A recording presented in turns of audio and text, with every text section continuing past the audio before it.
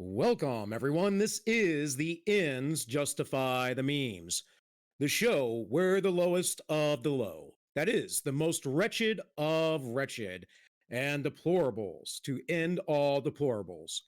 Two white, heterosexual Christian males from the American South talk about culture, philosophy, history, health, fitness, and what it means to be a man in the 21st century. I'll be your host, Bill, and this is my co host, Tank. So, crack open a beer and lend us your ear because the ends always justify the memes. All right, guys. So, today, I'm not drinking. I'm saving that for later tonight. And no meme review. Also, we don't normally do a Saturday stream, but we have a special guest today, and that is Mr. KizzaGT. He is found co-hosting with Yiz the Eunuch often, and you got some other stuff going on, Kizza. So you can talk about yourself real quick, and we'll get into some questions. Good evening. Yes, I co-host Years the Unix Club. Part-time, I'm currently working in the engineering field, and yeah, trying to spread the new way of thinking in terms of uncertainty and the blatant anti-Western propaganda screens. All right, man. Well, Tank, does that all sound good? Because a little bit of that was cracky to me, but Yeah, he's cutting out just a little bit. okay, Oh, not a big yeah. deal. Yeah. Not a big deal. it's technology, guys. It's the way it works. So, I was on Yiz's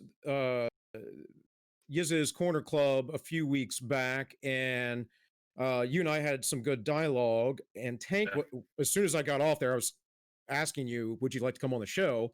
And then Tank was like, "We need to get that English guy on." So it's nice. It's nice to know I still feel loved and wanted. That's a plus. So I'm going to let him ask you some questions because I'm sure he can come up with something that he was interested in your perspectives.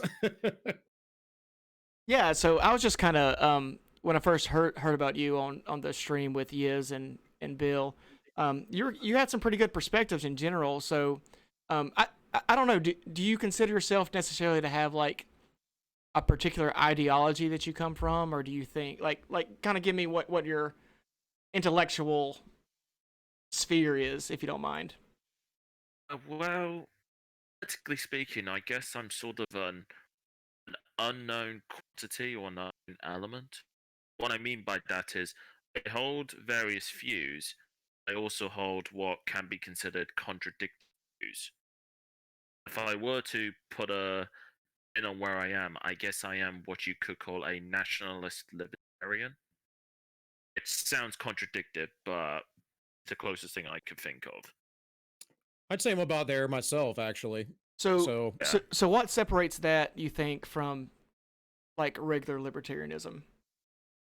Well, because libertarianism generally comes from English liberalism, which is naturally a right-wing ideology. But where I distinct the nationalist part is where I distinct much more aggressive in the sense of, for instance, the nation states and borders, compared to many of, let's say, the libertarian sphere. So right, we're generally libertarianism is about open borders. Not all libertarians, but a lot of them. Open borders, free trade, free movement, no patents on anything, no intellectual property rights when you go into the extreme side of things, all kinds of stuff that just doesn't seem to make sense for a good, strong society, in my opinion. But in a sense, yes, but like I think about the national stuff, I'm more politically and socially speaking, not necessarily economically. Now, not all for like unrestricted free trade, well, free trade, quote unquote, as we have it now, globalization. I'm much more about national capitalism economically. okay, so it's more of a, you're not necessarily, so what you're saying is you're not necessarily against free trade, but you think that capitalism more should help the nation rather than being something that's kind of apart from it? In a sense, well, for example, when we push for globalization model from the 1970s, really screwed over much of the Western world, and and particularly the nations like China massively benefited. As back then, I would have said, if I was around, said, no, no, no, no, no, more here. Right. China, more here, more here. And if they were moaning about taxes, but I'd convince them with pushing, for instance, very low business tax, for instance, like 5% business tax, but then I think it's in the currently. Okay. Yeah, I've Like actually that. I've heard it. I forget where I read this, but I actually heard it said once that globalism is Chinese nationalism because pretty much every globalist policy helps China ultimately. Um, I think that's kind of what you're Especially, talking about here. Yeah. yeah, it definitely especially helped China, but also helped other countries such as Mm-hmm. India Right. and so on and so forth. But yeah, that's so effectively I'm putting a sense of national lens, Mm-hmm. if you want to think of it in terms of lenses, when it comes to the libertarian mindset. Do you think that so like I used to be a libertarian myself, or kind of identify, um, and I was a lot more, what we consider normal libertarianism, I guess, different than what you're talking about, and I wonder if do you think libertarianism has always been globalist, or do you think that something happened to that particular area of thought? Uh, it wasn't necessarily globalist in its makeup. Mm-hmm. It was meant to be about anti-authoritarianism and the whole idea of English liberalism, which is technically it came about basically as to be incredibly blasphemous against monarchy and the Catholic Church, institutions such as those. That's where the whole idea came from. To philosophers, why we have Enlightenment period. The problem was that as time went on, people misunderstood the concept of when it comes to individual rights versus quote unquote what is acceptable. That's where I think this came about after I think it was the 1970s. We really saw Right. the change. Right. You have the whole cultural revolution, sexual revolution. I think it's been eroded away at for a long time. If you look at when people started saying libertarian, they were libertarians. A lot of that was because they were trying to get away from uh what we would call liberals in the US. I don't like that terminology because they're talking about progressives. They're talking about people that are Yes. statist, big statist, socialist, all that stuff. And the libertarians were like, well, we're classical liberals. But then it went another step further with some people. You get into like the writings of Murray Rothbard, um, where he kind of goes off into some weeds, I think, with a lot of things. Before that, you had guys that were far more practical, like Henry Hazlitt or obviously Ludwig von Mises. I'm trying to think who else off the top of my head, but there's just a lot of there's a bigger spectrum of libertarianism than what most people think. I think when I talk to an average person and I say, "Well, I'm libertarian in spirit," and I've never been part of the party. I think the party's a mess. Although, Fair. yeah, most of their party line, though, I agree with. Most, not necessarily all of it, but um, most people think you're an ANCAP, and anarcho-capitalism is a great idea of sorts, but it's utopian. So what's the difference between that and anarcho-communism? Oh, And it neglects that human nature side of thing, that human nature aspect. So well, that's just my little take on it. But yeah, yeah, I mean, I know of Mises because he's one of the he's one of the big names in Austrian economics. Now, Austrian economics, I came into it. It was in the last 2 3 years. Came into Austrian economics because that's when I had a fair bit of free time to learn economics. And but when it comes to libertarianism, it's mainly meant to be about individual freedom. The problem is what I think many mistake is they think libertarianism is effectively anarchy, which is not. Right. Libertarianism does support the concept of a state that regards it as a necessary evil. That's the key word, necessary evil. Which is why they advocate, yes, we have a state. But we don't want the government to get too big. Yeah, and I would agree with that. That's minarchism, and that's what classical liberalism is, and that's what English liberalism is, you know. But there's a whole other wing of libertarian. I mean, we have libertarians here in the United States now that are backing up groups like BLM, which is a Marxist communist movement. Yeah, That's insane to me. Well, we have a term for that. I think it's from the United. This term specifically comes from the United States. Libertarian. What's that? The libertarian. Libertarian, which is basically a term to call out a faker, or as I like to call it, socialist LARPing as libertarian. So, I mean, for instance, I hear people say, "Oh, libertarianism it supports open borders." I'm just like, oh. So open borders is actually a Marxist idea because the term destruction of borders, nation states and borders, can be founded within this 1848 Communist Manifesto. Well, that's interesting too, because there's actually, I don't get the idea of it, but there's actually a string of that communist libertarianism, and supposedly that came first. But I don't get how you can have libertarianism and communism, because the only way you can have communism is essentially through force.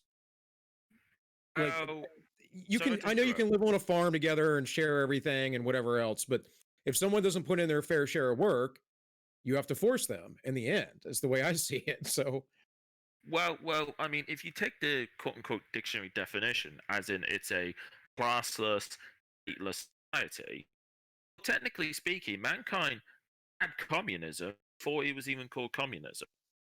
It's called the caveman era. Yeah, no, I make that argument all the time. I think that Marx was a fool. He was an idiot, didn't know anything about anthropology or history. And what communism actually is a reversion of tribalism. But there's also the Rousseauian noble savage idea that that's a better way of life, and I don't know that it is. It might be a simpler way of life, but I don't know that it's better. So, I mean, I actually did read a fair bit of Marx when I was my final year of school. That's where I did read the type of books that certain countries you're not legally allowed to read, which, such as the Communist read Das Kapital, read the Communist Manifesto, read a certain Austrian book. I'm sure everyone knows what I'm talking about. Read that book, and what makes me laugh about all those things is that there is a complete, especially with the Karl Marx's work, there is a complete in denial, or complete, maybe not in denial, complete forgetfulness about human nature, how people think. Because anyone who understands people, I don't mean just people as a society, just understands people in their local neighborhood. Better yet, just understands how animals think and function. The idea of a communist society simply just would not work. Anyway, and I've spoken to these people before, for a so-called communist utopia to work, is for everyone to literally be a white good. Well, we have a whole national holiday based on the failure of communism here. We call it Thanksgiving, and the Pilgrims, as we refer to them now, but the Puritans that came over to Plymouth Rock had plenty of great land because the natives at the time when they moved there, a lot of them had died off from European brought illnesses that they had no immunity to. And so they had all this land to farm or whatever. And then they tried to do, this whole communist utopia where everyone would share everything. And they started starving to death. And finally, their governor, William Bradford, decided, no, every man's going to work for himself. And whatever you grow, you get to keep. And of course, when you do that, you end up having extras, and then you can help your family out, or help other people out. That is, if need be. But if you just decide, well, my neighbor is going to grow enough for me, I don't have to do any work. You know, what do you get? You get everyone sitting around going, oh, I don't have to do any work. Or as the old Soviet joke goes, we pretend to work and they pretend to pay us. So Yeah. I mean, there is definitely that. I mean, for myself, like, what kind of? Well, I didn't realize Thanksgiving was. Then I thought it was to do with something else regarding like the aftermath of the Americans telling the Brits to f off politely. no, Thanksgiving is literally a holiday based on uh, the those people coming here, the Puritans, and essentially almost starving to death, and then all of a sudden having abundance. And so when you look into the history of it, it is literally the failure of socialism or communism, and they're thankful because they went to basically a capitalistic system, and that's what gave them abundance. So yeah, that's what that holiday's really about. Most people in the United States don't even know what it's about, though. So That's fair. But like I said, I'm English. I have an excuse for not necessarily knowing every single American holiday. right. Well, you know, when you spend so Yeah, much so, time when you spend so much time in England riding horses and hunting foxes or whatever you guys do over there, you know, you're not gonna learn about everything. But to be fair, that whole thing with riding horses, hunting foxes, that's purely a tough thing, which is a term for super wealthy people. See, I just find the thing ridiculous. He knows that. He's just, that's Yeah, that's a the general American thinking. conception, I guess, ignorant conception. That's true. That's true. But I mean, one thing I will say for America, which I always found puzzling, maybe I'm taking this too literally. The idea of American conservative, I do find quite laughable.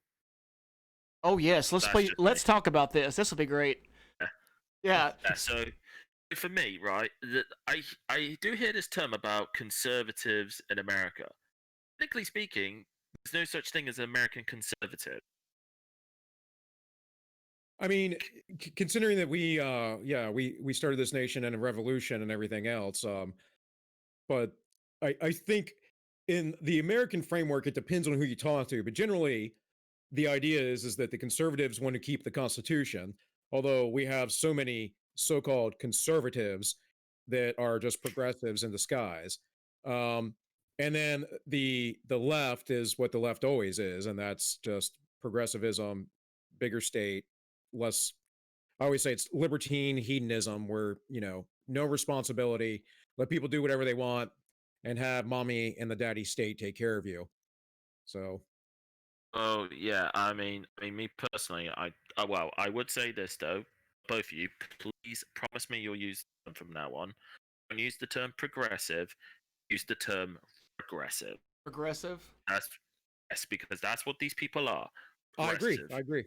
Want to And I use that regress term on back. occasion. I think, But get used yeah. to saying it. No, That's Well, what they are. yeah, These people are you're right, not Kiz. progressive. Not progressive in terms of their politics. Don't want improvement. They're not progressive in terms of technological advancement, for example. They're not progressive politically, they're not progressive economically, and they're not progressive in technically. Right. And right now we're seeing that, at least in the US to some degree, like out in California, they're trying to get rid of like civil rights law, where Yeah. they want to go, they want to return back to segregation essentially. Oh, well, I mean, I've had this talk with a few friends across the pond, and I did say to them, although this was considered absolute maximum Republican side of politics, I'm talking actual not Lobpicans, I like to call, but or red Democrats. But I would say the Constitution should be completely rewritten, like a fresh, let's say a fresh 2020 version, but really, really spice it up. Put in multiple exemption clauses every single piece of the Constitution. Yeah, you and I talked about this before. Well, why don't you lay out you have this kind of like 4-step plan, right? My version of the Yuri Plan. Yes. Yes, Robbie, regressive. Please add that to your dictionary. Please use that from now on. But yes, now I'm guessing you, as well as most of your audience, are aware of the 4-stage plan of ideological subversion, which Yuri Bezmenov about. We are very aware. I I don't know how much our audience is aware, but if they watch us, they probably are aware, right? I would say to the audience, I'm about to say right now, make sure you check out Ideological Subversion on YouTube. It's about an hour and a half long. Watch the whole thing. You'll understand the 4 stages from Yuri, for what Yuri Bezmenov spoke about. What I'm going to give you is my, I guess you could say, counter concept of the 4 stages. The 4 stages of his idea of ideological subversion. I would call this, I guess you could say, Western resurrection, if I were to put it in 2 words. Maybe Western revenge. The first part of the plan, I call this moralization. Now, for those who might not be unaware, the stage of Yuri's plan is known as demoralization. He speaks about how it takes on average around 15 to 20 years to demoralize a generation. To basically treat them with the ideological mindset, make them associate things negatively with their own country, their own culture, their own history, to the point where they decide to hate their own country and become effectively suicidal. My thing, state moralization, is to basically a complete 180 on that concept, and to be very aggressively patriotically strong in your own country's knowledge and history and culture. Very aggressive, not in the sense of a conqueror's mentality, in a sense of this is our nation, very proud, boastful. You see, like the likes of the French are very historically attuned for being considered, and to push it, and you have to do this of a generational thing through things like the education, TV, and so forth. Culturally speaking, create this patriotic revolution. Now, maybe you could potentially do this, providing if Trump were to go all in on this idea and potentially create a Gen Z equivalent of the moralization argument. As the demoralization argument started off with a lot of the boomer and early Gen X generation. Yeah, Okay, no, that's okay? good. Yeah, that's pretty interesting.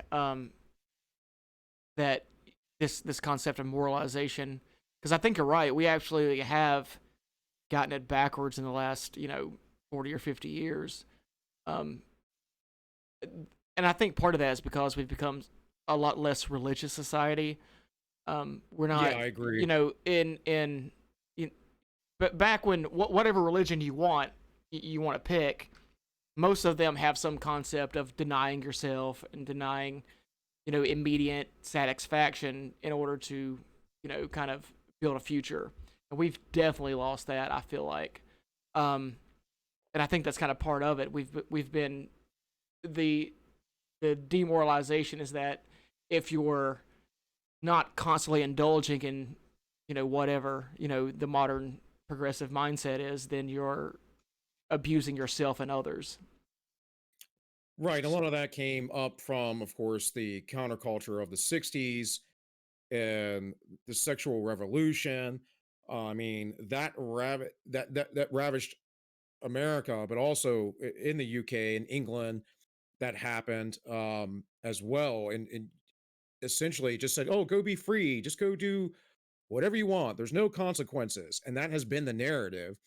And it's postmodern. They integrated feminism, um, where the whole idea was before it was just, well, women should have the same abilities to do things as men, to now, I would say, is a supremacist movement. And of course, I always kind of consider the idea of feminism supremacist because it's called feminism, because we had this idea before called egalitarianism, where you treat people equally. Um, so why does it need to be gendered? And then all of this is just, rolling and rolling and rolling, and to the point where we come to the internet age, and you got people saying there's 62 genders or 72 or whatever the hell it is. It's all about confusion, that subversion. There's no reality, nothing's real. Subjective morality, all that stuff. Again, from postmodernism, when you don't have like that religious core root. And again, I don't really care what your religion is either, as long as your religion doesn't believe in coming over and like murdering me because I believe differently than you. Um, we start to have an issue when you think that way. But um, yeah, I mean, there has to be some sort of religious stronghold, I think, for people. I always say spiritual, your attitudinal perspective. And in my mind, the regressives, the left, they are spiritually aligned with the state. So if the state says so, they do so. And it's all about making the state their own god. And I don't know. It's really interesting because Nietzsche kind of predicted all this kind of stuff, even though he was atheist and whatever else. But it is played out over and over and over again in the last, I don't know, 150, 200 years. Look what happened during the French Revolution. That was about being godless, destroying the state that was established. Whether the monarchy there was good or not is another question. But what did they do? Well, they ended up killing hundreds of thousands of people because the will of the people, the mob, the state, essentially, the groupthink, whatever it is. So yeah, I mean, like I said, I'm not fully knowledgeable about the French Revolution itself. But what kind of makes me laugh about it is the French Revolution. They've gone through what is known as 5 republics since. I've always found quite funny. As like technically speaking, could make the argument in the United States it wasn't a full-on revolution in the sense that what happened in France or what happened twice in Russia. It was more of a changing of the guard, politically speaking. right, and a lot of that, I think most people don't understand too that after the American Revolution, that the economics of America were not as good because before you had the royal crown essentially backing all of that trade up and everything. And all of a sudden, they lost a lot of economic potential with trade and whatever else. But the main thing for them was to be free.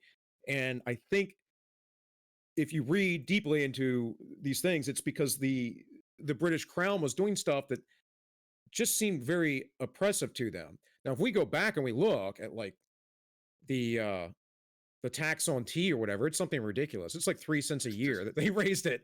It's something insane. Oh yeah, But yeah. it wasn't that. It was more like the military occupation of the colonies. It was them being able to go into your house, search your papers, do whatever they wish to you. There was a form of martial law over here in the United States for a very long time, and you can see where that would push people too far and say, got to get out of here. And they tried to use diplomacy too. They, for a very long time, tried to use diplomacy with the king. So Oh yeah, yeah. I mean, that aspect I'm not fully but I do know. Well, effectively, when the monarchy, when in terms of the UK's politics back then, basically, if the king decided to go to war with somebody, that was it. That was pretty much the. Now, one little fact for you gentlemen as the audience here. I guess what was the world's first fractional reserve bank?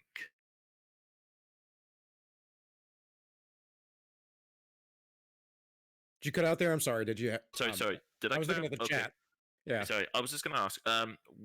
When was the world's first fractional reserve bank invented? Oh, I forget my history on this, but I'm pretty sure that was in England, was it not? Yes, the Bank of England became the world's first fractional reserve bank in 1694. I guess why? The king? The king was running out of money. He couldn't raise taxes because the people were revolt. That did happen previous thing within that happened in 1694. So if I remember correctly, they chopped the king's head off a bit before that, not too long. Not to me being wise to this, he did a deal with the Bank of England that he could gain money without directly raising the taxes of the public themselves, which is why we have the fractional reserve system. Every single bank in the world works on the fractional reserve system. Right. And before that, you guys were in the tally system, having a tally stick, and that was actually very stable, despite it not really being a commodity standard. This is really interesting. Yeah. Whereas, yes, this is true, but also this kind of brings me on to the second part of my plan, stage 2, which is stabilization. Now, as you are aware of Yuri's plan, second stage was destabilization. This refers to 3 aspects: political, social, economic destabilization. It's very easy to stabilize a nation, less of how big or how wealthy it is. The United States right now is going through major destabilization as we Right. all the rioting and the chaos, all the groups and all that stuff. And this isn't new in terms of the Western world. Had this stuff with the IRA in the United Kingdom. Had this stuff with the stuff happening in Germany. Had this with the rioting in France. 12 other European countries have had issues like this. But the big T word, terrorism, causes destabilization and distrust. For me, and also we talk about economical stabilization, COVID. That's made 2008 recession look like child's play. Okay? The 2008 recession. Europe, you've had the 2011 double dip recession. Those have been huge, and it's gotten people very angry, which is why which is all just escalated to this, you call it, very spiky aggressive pendulums politics across the entire Western Hemisphere. Oh, even in Latin America, we're basically pushing to ourselves similar to what Latin America has been going through for the last 50 years. Right. To bring about the stabilization, first thing I would address is straight up the economy.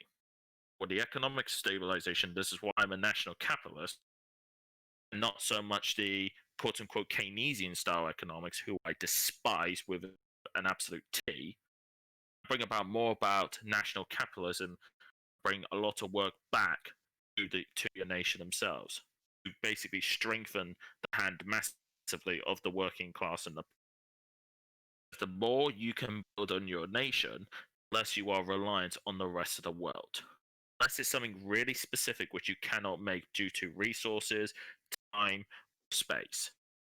Have it so that if the whole world were to go kaboom tomorrow, you are completely self-sufficient. It would be agriculture, manufacturing, energy, etc. Those big 3, you got to be able to be self-sustaining it. It's interesting you say that. It just reminded me of something. When I think about the country on the globe that needs the most globalization, in that they can't produce enough themselves, I think of Japan, which to me seems, at least culturally, to be one of the more stable countries on the planet. So they've kind of, I don't know what they've done, but it seems like they've kind of figured something out here that, look, we're an island nation. We can't make all the things that we'd like to have, but somehow they're able to hold their society together a lot better than we have, I feel like. Well, one aspect with Japan, which is more unique to, let's say, Europe, as is very homogenous. Right. It's very homogenous, which is a critical thing. Now, the only non-homogenous part, they tend to be immigrants mainly from Western countries, such as United States, UK, Germany, etc. You generally will not see someone from, let's say, a third world country. But you might see a few people from China, because they're classified as second world. You rarely see anyone from what is considered a third world country. Also, with Japan is a great example of, in many cases, stability, but it's also a very big warning when it comes to the realities of demographics. What I mean by that is regarding birth rate. Yeah, they have. And then From what I understand, they have a pretty terrible birth rate. Like not even replacement levels.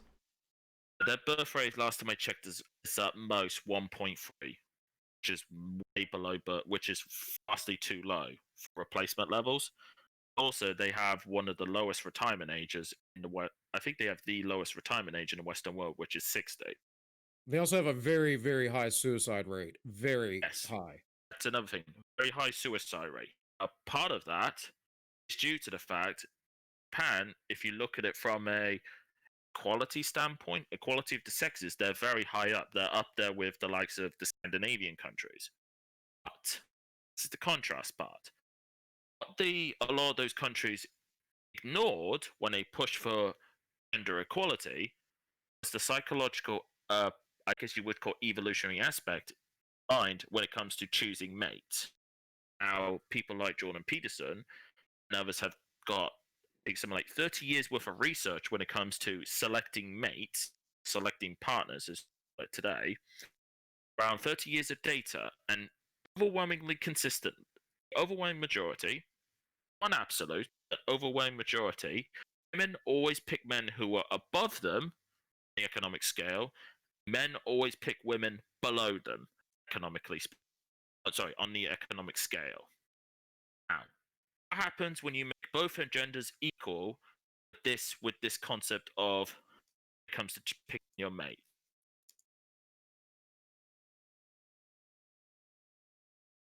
I'm sorry, you cut out there at the end. Sorry. When you have absolute equal, if you have both genders are equal, who are completely equal, one looks upwards, economically speaking, and the other looks downwards, economically speaking. Mates, what happens? You bring equality with that mentality. Oh yeah. Yeah. Yeah. I agree with everything you're saying. My thing with bringing up Japan is even with all of that, I'm not going to sit here and say that Japan's a perfect country, but it seems like they've kind of figured something out. In terms of, and I think you're right. Being a very homogenous country really helps. And I probably think that's something that we could, look towards. I don't have any hopes of, you know, um, being as homogenous as Japan in the United States, but I'd like We'll to at never be. least. The thing is, Tank, we'll never be homogenous because we never started off homogenous. Yeah. Well, I mean, but Even though the even majority of the, well, I'm just saying the majority of the people originally here were from England or the UK in general, but with slaves and the Dutch, and then immediately we started Germans, letting the in Irish, the Italians. right, the Germans, all that stuff, and Slavs. And again, I don't have any issue with all these people, but if we're going to talk about in the aspect of the United States having homogeneity amongst culture, that cannot be a thing of ethnicity. It has to be a thing of patriotism and like the Constitution or whatever else, or religion, because there's just not going to be that ethnic heritage in our country. It didn't start that way. oh no, for sure. But I definitely think there's a middle ground between Japanese, homogenous society and me being able to live in a country where my neighbors don't want to kill me. That's kind of that's where I'm at. That's true. Well, that's why we live in the Yeah. South too, though, bud. Yeah. Right? I mean, That, none of I live in Trump country, man. There's Trump flags around here. Look, my wife and I got on a we're going to a friend's or go hang out with some friends last Sunday. And we got stopped on the highway because there was a big traffic accident where this tractor trailer was on fire and everything else. And while that happened, um, everyone's, because we were there for hours, out of their vehicles, and so we're talking and all. And there were a lot of people that were passer throughs, and people going up to New York, where my wife is from originally, and we were all talking, and the majority of them were all Trump supporters. The majority of them saw the craziness of the riots. The majority of them saw, what or see what the Democrats are doing. I'm not saying everyone in the U.S. is like that or is aware or awake, but that's the only way that I see homogeneity happening over here and is that people have this common goal toward having our country better, the patriotism, the Constitution, whatever else it is. So one of the good things that I think Trump has actually done, the media likes to spin this narrative that he's divisive, and more than anything, I think that he's actually brought a lot of people together, because you have people like me who will never be in a political party because I don't believe in them. But you have people like me who was a disaffected Republican from my youth, who's been an independent for 15 years, who hasn't voted for a president in the last 3 elections, who is now going to vote for Donald Trump, not because he's perfect or because he does everything that I want, but because the left has to be defeated. The regressives have to be defeated. And I like his foreign policy. I like the stuff he's getting away from this globalism. And so, like I said, for us, the unity here in the States, it has to be some bigger picture. And I'm seeing that more and more. And again, I know the left has a lot of power, the media, all that stuff. They have all the institutions. They control everything. They control the culture. But I do see that shifting to some degree, and hopefully I'd like to see that continue. Yes, I mean, another aspect I would bring up, which I forgot to mention, is especially in terms of the banking industry and the liquidation of currency. Now, that something that affects everyone, no matter how low you are on the economic scale or how high you are on the economic scale, because buyer's weight is a big thing when it comes to the economy. Another aspect in terms of the stabilization I would bring up is in regards to the housing market. I know this especially because where I live in England, I live in technically the most expensive city in the United Kingdom, whole island. It's on average wages versus average price of property. It's an absolute nightmare to try and buy a house. You have to save for silly amounts of years to build up a big enough deposit, then buy a house. Now, I know with America, if you live in, let's say, the central/southern states, housing is generally fairly affordable. The problem is if you go to the far east or the far west of America, California, New York especially, housing prices are so utterly ridiculous, it's unreal. Then those same places wonder why would they have so much homelessness. It's ridiculous. Sometimes when I'm bored, I'll look up like the cost of an apartment in like Brooklyn or somewhere in New York or LA, and they pay double in rent what I pay for my mortgage on a 4-bedroom house. It's insane. I don't understand why anyone would ever live in a country, or I'm sorry, a city like that. When my wife was living in Arlington, Virginia, when we first started dating, she shared a little small house with 4 other people, and her rent for one singular room was more than my mortgage.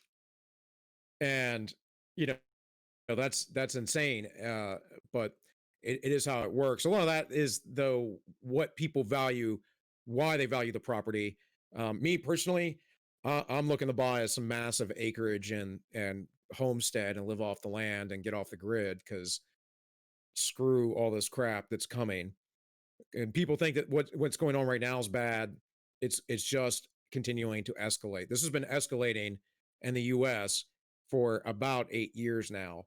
And unless you had, your ear to the ground, you knew what to look for or listen to, you might be been oblivious. But I pay attention. I watch like a ridiculous amount of news and keep myself aware.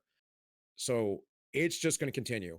It's not going to stop, because the left, those regressives, are absolutely just dying to have power. It's all about power and control for them. So, I, like Tim Pool says all the time, I tell everybody, get the hell out of the cities, man. Get the hell out of the cities. Get away from that stuff.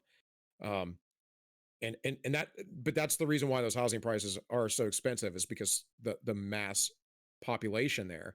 And there's cool things in cities. Don't get me wrong. I mean, DC Arlington area is pretty nice, but most of it at least. But yeah, but what I'm seeing more and more, you're right, but what I'm seeing more and more is that there's a group of people with this mindset that they just need to pay outrageous prices for housing so they can live close to yoga studios. Like, you're right. Yeah, it's prestige. Yeah, like cities are I'm very loud. Hold on. Cities are cool. Like they got some good stuff, but is it really worth all that? I know you're not saying that it is, but I'm just kind of venting on these people that I meet that are just they're like, oh, I could never live in the country. I could never do that. Like, why not? It's great. You have nature and you can Yeah, you can do what you can. it's actually psychologically healthier for you because yeah, because when because you're in that city, that's this weird machine. It's like a zoo. It's literally like a zoo. no, I You're tell you what it is. Not to interrupt, but about it is, and I know this. When you're out in the countryside, it's naturally purer, cleaner air. It has been known through testing that breathing quote unquote dirty air, I'll call it that, does have psychological effects. well, It's and I think it like goes beyond that, right? I'm because sorry. sorry, because when you're in the countryside, you see the open terrains and you see the so-called free space, and you see how big everything is, and you see how small you are, and it brings about a psychological humbleness to you. And this is the same to anyone who lives by the sea. Brings a psychological, I guess you call it I like to call it psychological humbleness. Show how small you are. Whereas if you're living in the city, let's say excluding the massive tower blocks, you feel pretty big compared to most of your surroundings. So if you live in the countryside, you're tiny. Comparison. Yeah, I have a friend by the name of Ted Kaczynski that uh, decided to move out in the middle of nowhere and build a small house just to be away from everything. But he got a little bit of trouble. I mean, in my case, I mean, yeah, I do live in what you guys across the pond would call a college town, but it is surrounded by a giant green field, so it's not too bad. Yeah. At the same time, when like especially with housing, like people talk about prices, well, one aspect people ignore when people talk about market supply and demand. Well, when it comes to this aspect, the government, ironically enough, does have a huge amount of control in terms of the in demand aspect when it comes to immigration. Because that's something the government technically can control with one aspect of this market. Now, if they were to drop the numbers of immigration net, I think it's either net or gross, because they're like what, just over 1 million a year? Is that net or gross to the United States? I'm not. That is legal. That Legal, yeah. legal. Is Illegal that could net? be far Is more. that net though? As in 1 million plus net going to the United States? I think, but I'd have to look that up, man, because I Yeah. don't. So I'm not really let's sure. say 1 million net. Right? Do that constantly, year after year after year after year. Let's say the America's only building, let's say, 250,000 houses as a rough estimate, right? Actually, the housing market is just naturally going to go up, up, up, and up. If you were to, let's say, cut that number down to, let's say, 100,000, while maintaining the same level of house building, house prices are naturally going to fall by default. And for me personally, I would always have there be more houses than there are people. There is need for them. Because at the end of the day, if you have loads of empty houses which have been sold, guess what? That's handy because you know full well you have the resources available if you need to quote expand your population, or worst case, you need to take in refugees. You have accommodation already there, just in case. That aspect. That's one way you could look at it. And that, especially where I live in the United Kingdom, we need a house building revolution where we have to build right now about 500,000 houses a year just to meet demand. Well, it's interesting though too, because here in the U.S. we do have examples of cities that have empty houses. There's something like 17,000 empty homes in Baltimore, and they're dilapidated. They could be restored. Um, Detroit has a big issue with that as well, and it all has to do with basically Democrats running those cities for 60 some odd years, and massive amounts of crime, low unemployment, 20% at least poverty rate or more, or sorry, high unemployment, 20% poverty rate or more, and the politicians never do anything to incentivize anyone to build these areas back up, or to clean up the crime, or do anything. And so we actually don't have, I don't think, a lack of housing in the United States at all. I remember during the big bubble, the housing market bubble built up, that my ex-wife and I had looked at homes several times, and I was like, how in the world are these houses so expensive? Because just a few years ago, we're talking about like a decent sized home, let's say 1,500 square feet, was about $100,000. And then within 2 or 3 years, that was $250,000. And that's like an insane amount of inflation there. And the politicians on both sides of the aisle in the US decided, well, we're going to make sure everybody can get a house. And what they did with that, of course, was all this shady stuff, the Wall Street stuff. The subprime mortgage scandal. Subprime mortgage. Well, but the reason why that worked out is because they didn't stick to basically classical economics, and they said, well, we'll just bail you out. Like that incentive was always there, and that's exactly what they did. Yeah, well, this kind of goes back to my thing about getting control, like speaking, because with the Keynesian model, where it says government will intervene, and also the fractional reserve banking model, it encouraged this type of thing. Naturally, it's going to encourage people to be very reckless with their money. As if you have pushed more towards the Austrian model, but I would dare say much more, maybe not aggressive is not the correct word, but a more of a absolute jungle law, the jungle kind of mentality in terms of financial situation.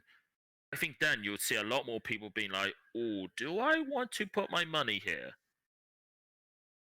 The banks will be a lot more careful with their lending by default, because that's one, because I personally would scrap the entire concept of fractional reserve banking. So if a bank wants to lend money, it has to physically have it in the bank itself. Yeah, no, I agree. I agree with that 100%. Absolutely. Yeah. I'm a hard money man, though, so. Yeah, but like people would say, oh, that's too much governmental control, too much, where's my liberty and all that? But I'm just like, look, when it comes to stuff that's big enough to fuck a country, better all have a sword large enough to hold to their throats, politely, metaphorically speaking. This might be a stupid question, but Yes. you were talking about the first fractional reserve bank being in England. Yes. Do either of you know if any civilization before that even had a monetary policy? Oh yeah, yeah. Yeah. The wage and price controls primarily. Sorry, Kiz, I'm not trying to talk over you, man. No, sorry. Wage and price controls primarily. The Romans had inflation. They would cut coins or nip the edges around them or do various things. So I always tell people there's a really great book. It's not a hard read. It's called 40 Centuries of Wage and Price Controls. Two economists wrote this in the 1970s, and it goes through the history basically from the Egyptians all the way up to modern times that of governmental interference. Like these ideas of centralized government monetary systems have always existed, and all they do is create black markets, essentially. Yeah. But I mean, so, like as far as like I know, like in China, for instance, in ancient China, they had some weird stuff go on with steel and rice and a couple other commodities. But it seems like today our monetary policies are so much more complicated than they need to be, and I feel like, I mean, maybe I'm missing something, but no, it's all Keynesianism. You're right. They are. Yeah, it is pure Keynesian. But the thing is, going back to what Bill was saying about thing about chipping coins. There was a common thing in the UK, and you'll notice this on your coins. You notice how they're milled at the edges. Yeah, it's a coin. The reason for that is because back in the day, especially in England, what they used to do is if you trade money back and forth, what they used to do is cut a little bit off the edge to keep for themselves. A little bit of gold or a little bit of silver. Yeah. What happens is you keep on doing this to a coin over and over again. You get, let's say, a dime, which is it's nicely in the palm of your hand, and you get it, and then next thing you know, you end up with a coin the size of a nickel. Okay. But that's what they used to do. That's kind of a bottom up devaluation, though. Like, I'm thinking more. I'm wondering. No. What happens is Go ahead. What I'm saying is have a coin. Let's say you have a coin that's worth, let's say, $5. Were to trade it to, let's say, a blacksmith, a goldsmith, they do is they used to cut off the edges a day years ago. Now, what happened was, if you keep doing that after so many exchanges, you're going to end up with basically almost nothing in your hand. Right. Naturally, the value will go down. That's what we did was they, especially the king at the time, basically got all the coins, put them through a smelter, and created a new set of coins to effectively reset the currency. To they milled the edges, so therefore, if anyone tried to mill the edges, it wouldn't be classified as legal tender. Okay. Right. And this is also why, like, if you watch like old cartoons or whatever, you'll see people like biting onto a coin to see if it's if the metal's legit, because there were other people who would try to make fake money or scam people or counterfeit money, counterfeit. Yeah, that was not fully legit. So we used to make nickels is nickel. I don't think they use nickel anymore because it got too expensive. But this is the idea of having a commodity standard. The reason why gold, the constitutional standard in the United States, was picked was because it's always been valued throughout history. The same with silver. We had a little issue with that. We're trying to tie the two together because they have different values is difficult. But we completely got rid of that. And we just talked about this Wednesday. I brought it up.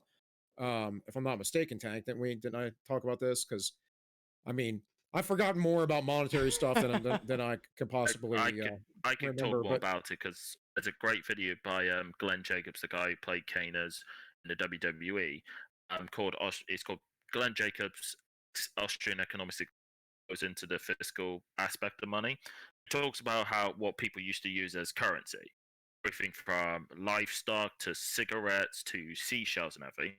What they found that was consistent was gold and silver.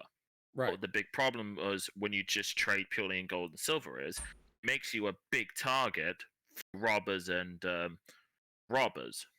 They'll nick you for all your gold. So that's where the concept of paper receipts with the bank came about. And that's why our modern money today we have quote unquote paper or plastic notes as an alternative, because you're meant to the idea was you exchanged that for physical gold or silver.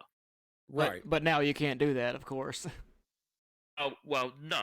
But the thing is, to go back to Bill's point regarding the gold standard itself, the main person at fault for that was Richard Nixon. Now, Well, actually, FDR stopped that, and then Nixon accelerated it later on. But yeah. But basically, yes, people love I mentioned of Glenn Jacobs. My wife, I think, has met him too, Kiz. Just he's a big dude. I love to meet him myself. Ideally, pray to. Well, actually, personally, if I was running the United Kingdom, I would make my chief economist, and anyone doesn't like me could choke Simon straight to hell. But on that point, yes. So where was it? So effectively, especially with the Great Depression, people were printing money like crazy, especially regarding World War II. Out of Nixon's idea. Now, this was a good idea in look at it retrospectively. The reason he went from the gold standard to what's known as the petrodollar, because the United States was printing loads of money, and countries like France caught wind of this. They held France's gold reserves, and because they knew full well the inflation was going to fuck it all up because of what happened in Germany. So Nixon, at the time, was a good idea to switch it to the petrodollar with Saudi Arabia, which pretty much explains all of United States foreign policy in the Middle East in general. The idea absolutely. was because they had control of Saudi Arabian oil, if anyone wanted to trade oil in the Middle East, they'd have to use dollars. For the rest of the world who doesn't have the US dollar, how do you get access to US dollars? The thing is, through trade, and that's how the United States was able to offload so much of their US dollars. Now, right now, if you were to take all the US dollars outside the United States, count them all up, you'll have much more dollars there than you would have in the United States itself. Right. There's supposedly more money, counterfeit money, in South America than there actually is in circulation in North America.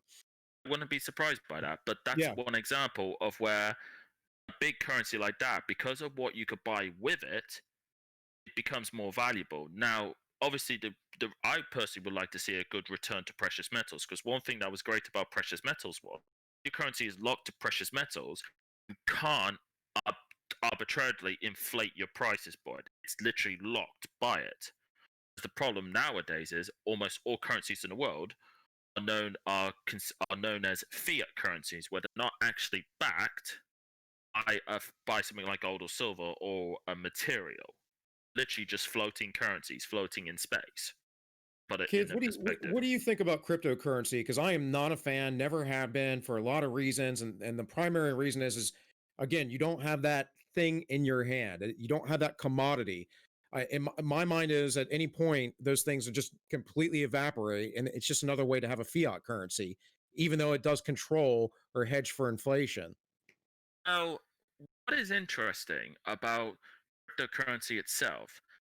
It's taking the idea of, let's say, credit, like you have with, let's say, a credit card with your bank. It's not controlled by a bank itself. Now, I think now I'm a little bit skeptical of it myself. One thing I do like about it is because it's not controlled by a central bank, can't just naturally arbitrarily inflate it or deflate it whenever the hell they feel like it. It's kind of like on its own, which doesn't have any outside interference to mess with it. What I would like to see instead to see cryptocurrencies go directly head to head with natural currencies, as we say.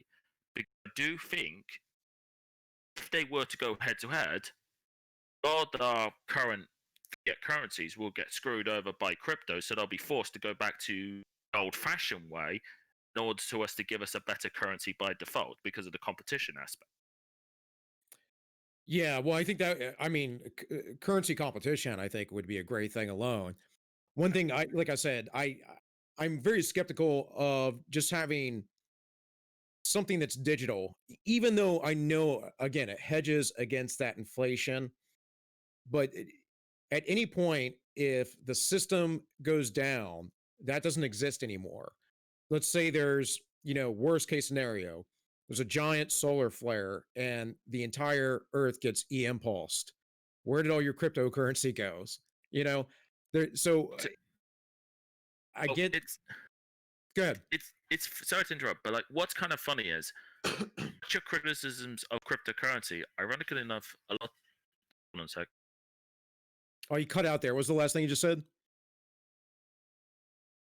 Sorry, I was just got an interruption there. Sorry.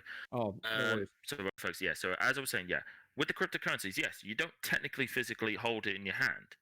Technically speaking, we're used to this already with things like credit cards or like PayPal, stuff like that. We're kind of used to a digital currency already without actually having physical transactions of money. Now, I think that Glenn Jacobs did make a good was to do allow us gold trading, but we do it like a credit system. Let's say someone has access to gold from a company. I think if the company's called, it'll be in the video. Let's say you purchase so much section of gold. Let's say hypothetically, like a stock, it goes up and you want to sell it on to somebody. You could trade it to somebody, and they get the gold themselves. The gold is there. It's down to you whether you could trade it, whether that person who buys it then wants to directly collect the gold themselves.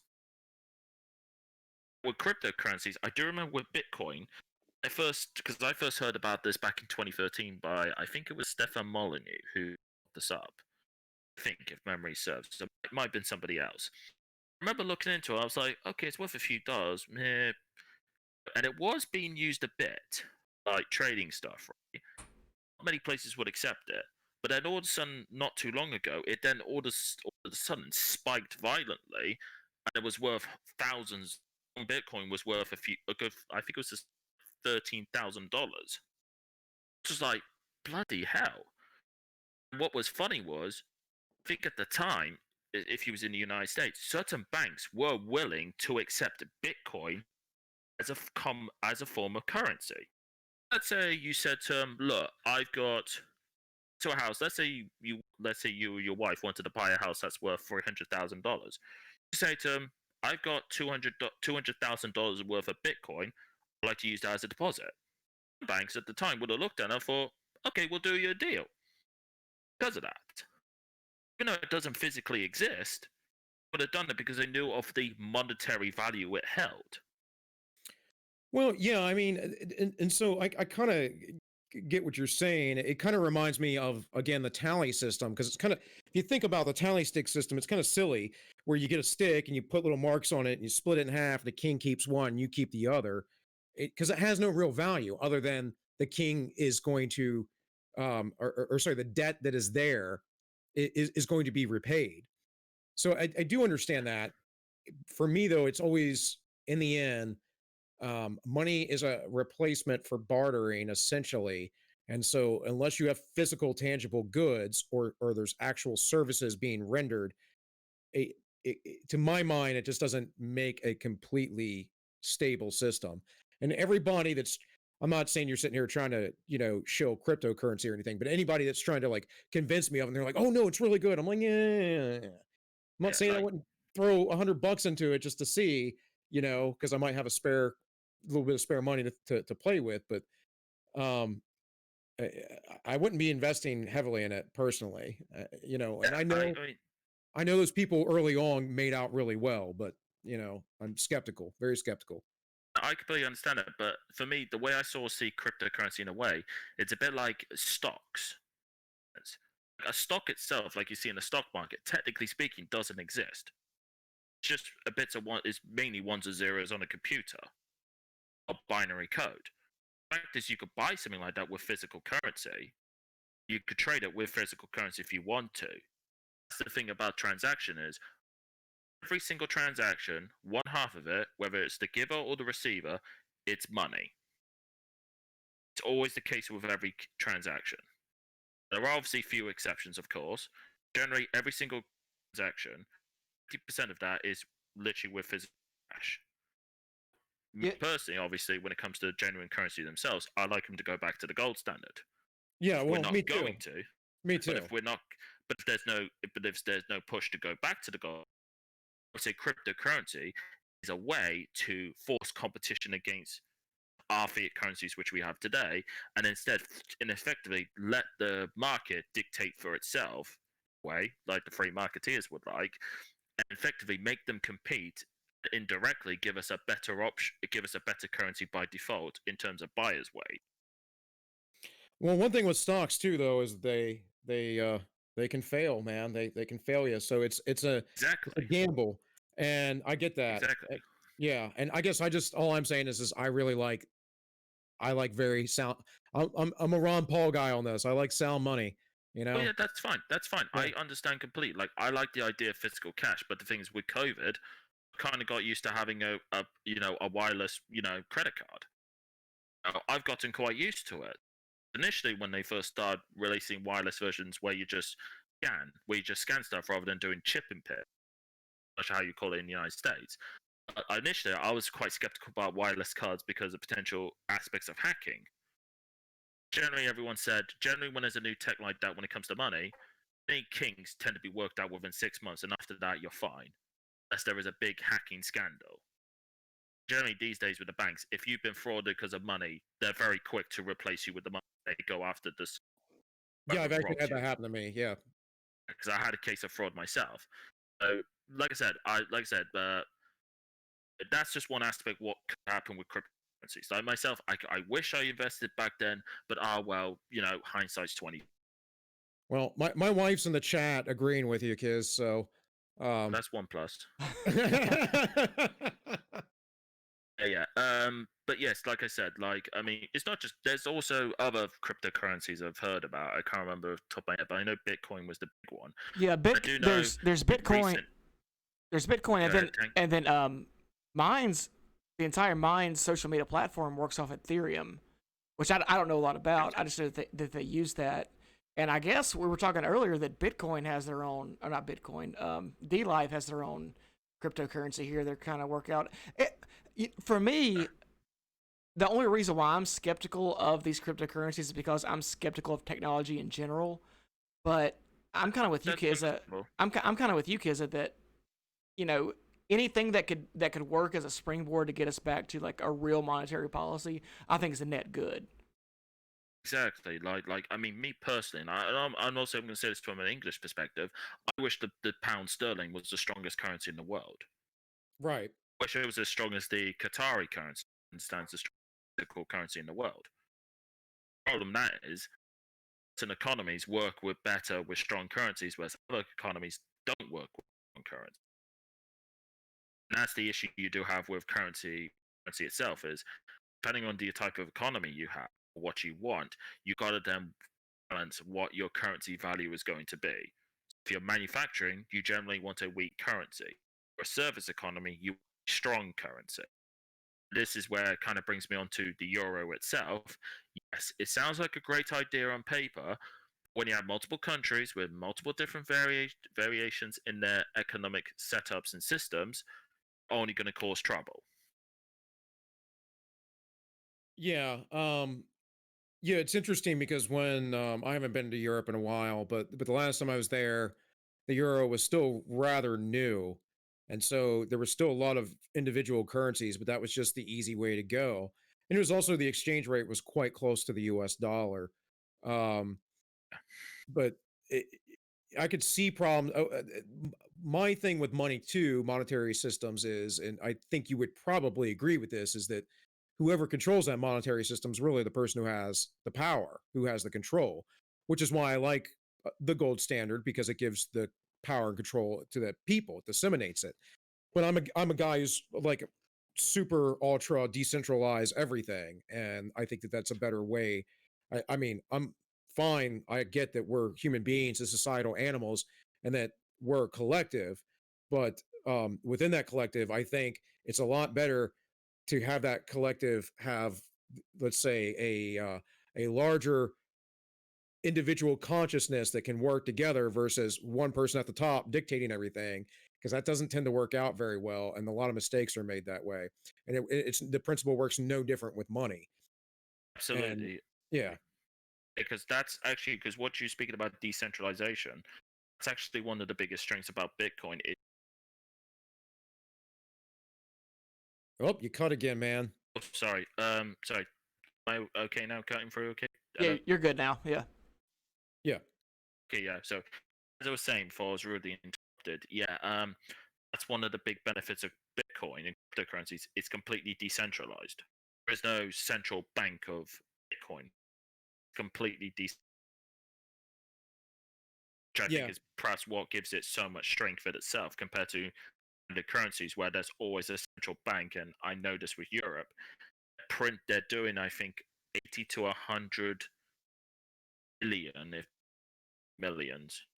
I think it's 80 to 100 billion euros worth of quantitative easing a month. Just to backtrack a little bit, Yes. as a personal anecdote, you were talking about how much U.S. currency exists outside the United States, and Yes. I was just it just reminded me that back in March I went to Nicaragua, and literally every street corner in any city you went to had some dude sitting in a lawn chair that was just exchanging American currency for Nicaraguan money. Like it was insane how much like U.S. dollars these guys had on hand at any given time. It kind of blew my mind. It really kind of for me drops on the point you're making that our money's absolutely fucked up. Oh no! Like, if you want an example of how worthless the dollar is, just look up an inflation calculator. Look up a US dollar from 1913, $1 from 1913, and see what it's worth today. Yeah. If Well, you look that up, and I will say this to the audience as well, look it up. Tell me how mad you are right now.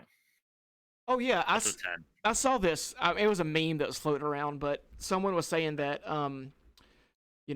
whenever the U.S. switched their quarters over from silver to whatever they're making it out of now, that the minimum wage back then in the United States was like $1.25 or something around there, and that those 5 quarters in silver is worth more than the minimum wage now. And Exactly. the argument was that we don't have a minimum wage problem, we have a money problem. And I think that's true. yeah. What five quarters would be about $20, I would Yeah, imagine, something like that. I don't keep up with the silver standard the cost of silver, but I do know that the gold standard, the price of gold, was very stable in the United States for 150 years or so, and that was between $18 and $22. And then all of a sudden, when FDR decided to confiscate gold and reduce it to a third, that is, reduce it by 2/3 to a third of its original price, that immediately stole wealth from anyone overnight. And then since then, I haven't looked in a while, the gold standard, or sorry, the price of gold, but I believe the price of gold now is about $1,500 US dollars per ounce. So $20 stable per ounce versus 1,500. It's a big difference. Yeah, per ounce today it's around $1,801 per ounce. As Okay. of right now. Actually, as of yesterday, accurate. Yeah.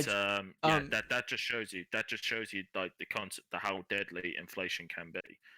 To have an even more weird example for this, a guy I know was building a house, and he's been working in construction for several years, but he was building his own house, partially building his own house, and he went and bought a security system to kind of monitor the site while he was building this house.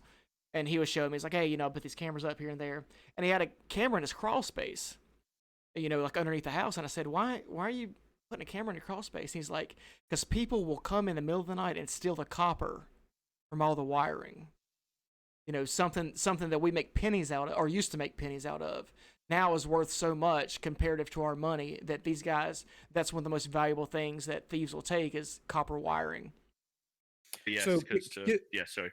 No, I was just saying you are absolutely right. So 1 ounce of gold is $1,869, and 5 ounces. So back again for 150 years, that would be $100 would buy you 5 ounces of gold, is worth $9,349 or sorry, $48.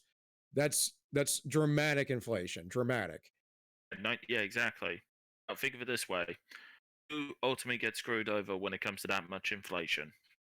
Anybody that's got money, anybody that's got money in a bank is working class. Yeah. Exactly, the working class overwhelmingly gets screwed by this. Why? Obviously, I'm saying this in a very ideological sense. If I was in charge, quote unquote, for mindset, it would literally just basically tell inflation to effectively go F itself, and basically the money, basically to pop that balloon so badly that literally you'll be left with the true value. Ultimately, that would rock the boat too much for certain people who they wouldn't like it. Yes, and that's the thing, is that those who have the power get that money first when they inflate it, when they get the quantitative easing and all that other stuff that they do. It's a really sad thing. But that, I guess that's kind of why I'm like, again, I'm gonna go get off the grid, go live in a couple hundred acres, and have a garden and hunt for myself and that kind of stuff. And I'm just dreaming of being quote unquote supreme emperor of the United Kingdom so I could read my island. Well, my dream's actually possible. So no, trust me, I actually have thought this through for like the past 12 months, and the ideas I come up with, you guys will think, that is absolute. I like it. Yes. Now going back to the plan, because we. Yes. Yes. We've been on a long tangent. Yes. Yeah. So part 3 of the plan. Obviously, for those who obviously know about Yuri's plan, part 3 is what is known as crisis. Now, could argue, depending on who you are, that we are in the midst of a crisis right now. It would be in a social crisis. You could say, and also in the point, an economical crisis. And my counter to that would be secureness. And that is secureness of the foundations of your nation, whether it be culturally, economically, fiscally, politically speaking. That is the third stage where you absolutely smash out of the park the first 2 stages.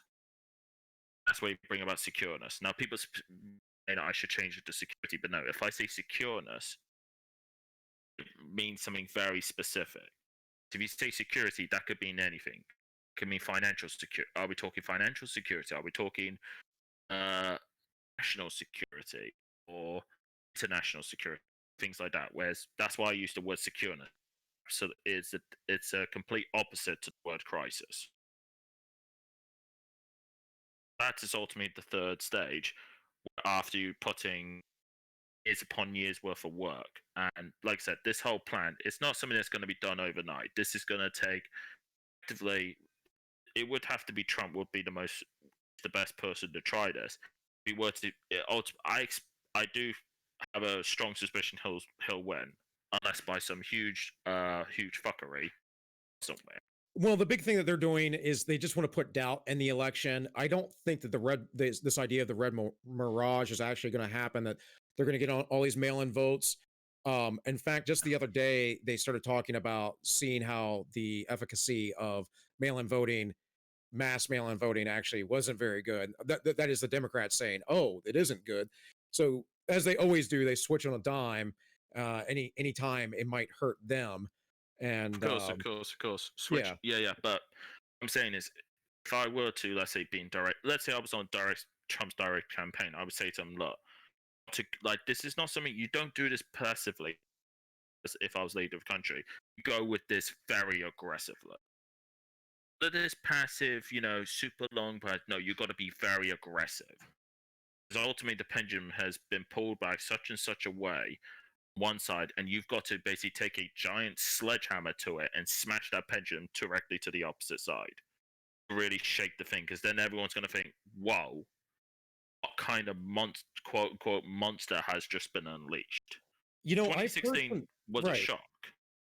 I've heard some things in the weeds. I'm not saying they're legit about stuff like that, but it's also from people that follow Q and think, oh, that's legitimate. And I don't really get into the whole Q thing, nor do I. I think it's just someone LARPing. And I'm not myself, but I'm saying this from a ideological perspective, but also as a Westerner, just as a lover of the West. This has been this is something that our enemies have basically been planning this stuff for almost a century. Well, I agree with that, man. I mean, almost a century. Now it's gotten such a build-up beast. You need an absolute. I'm gonna laugh at this. How I'm gonna compare this, right? A lot of the stuff we see today, it reminds me of what happens to Earth regarding the demons in Doom Eternal. You need Trump to effectively become a quote-unquote Doomsguy or Doomslayer in Doom Eternal, to go in, or holds barred, and make an example out. I'm not saying go all tyrannical, but basically make it very clear you want to destroy everything they stand for. Well, not just with him. Ultimately, the critical theory, that was a good start. Right. I do say if he does win, this is where I bring up, because I've heard people like Where the World speak about the election. 2024, I would argue, is the most critical election for the United States. Trump wins. The Republican side, and especially the pro-West side, has to build a candidate. It's going to be even more. It's even going to be more aggressive and more assertive and more dominant than what Trump is going to be. In the United States, you only have 2 terms. Yeah, well, it'll probably be his son. I don't like legacy candidates that where they, have long family ties, but I don't think the Trumps are, regardless of Trump's ego, whatever it might be. I honestly think he is in it for the American people, and knows that how swampy and scummy DC is and how entrenched the system is. But yeah, I mean, just the other day the DOJ released information that there were FBI agents that were not on board with the spying of the Trump campaign and trying to dig up dirt on him. Yeah, all that stuff. And that, in fact, the Democrats who blame Trump for working with the Russians were actually working with the Russians. The way. Which, of course, I mean, Joseph Goebbels said, always accuse your opposition of what you are guilty of. Yeah, that's one of Saul Alinsky's rules for radicals, for sure. And which is why myself, one of a political entity, I'm very good at spotting this mentality, and I know exactly how I can spot these people from a mile away. Which is why I have my own quote-unquote contradictive values. It's like if what I was saying before, I was a nationalist libertarian. In another aspect, politically speaking, I'm also what you could call a bastard libertarian. As in, what I mean by that is like I'm a free speech absolutist. Anyone who is not, mouth is sewn shut. Compromise. Why don't you cut on us again? Yeah. Wait, did I cut out again? Yeah, man. Yeah, just a little bit. You might want to just get out of the Come out of the call. Get out of the call and just jump back in real quick, and that might fix that. All right. Right, how do I sound now? You actually sound louder. Okay, that's weird. Okay, yeah, maybe it's a fresh connection thing. Yeah, sorry. As I was saying, Force Root interrupted. I said earlier that I'm a nationalist libertarian. Politically speaking, I'd also call myself a libertarian bastard. I don't think that term's coined, or if that term exists, politically speaking. But what I mean by that is, as in, let's say, for example, freedom of speech. I'm a free speech absolutist. But anyone who isn't a free speech absolutist, the mouth is sewn shut. No, yeah, that's kind of where I'm at in a lot of this stuff, is that there's no reasoning with someone who hates you. Like, you can't come to the table and talk about rights and how the world should be with a group of people that would just as soon see you die. And I do think that maybe not necessarily my immediate neighbors, but definitely people, my countrymen, a lot would just prefer that I was dead. All of us, really. So for sure. So that's kind of why I left, like, my libertarian leanings. It was because I felt like a lot of the libertarians just want to be this kind of, they kind of want to go back to this 60s, in America anyway. They kind of want to go back to this 60s hippie, like, everyone love each other. Yeah, everyone love each other. We're going to be great. No, well, I mean, that's fine. I really don't have any hate for anyone. I hope everyone, has a good life. That's just how I feel like, I was raised. But there's a lot of people don't, and especially in the cities and the urban areas. Us guys out here in the rural areas, that we're basically kulaks, in terms of how they view us. So, yeah. it is what it is. Yeah, that's why I bring up the term libertarian bastard, because I've also spoke with a few people about this. I'm guessing you guys heard of the concept of, let's say, the first, second, and third position.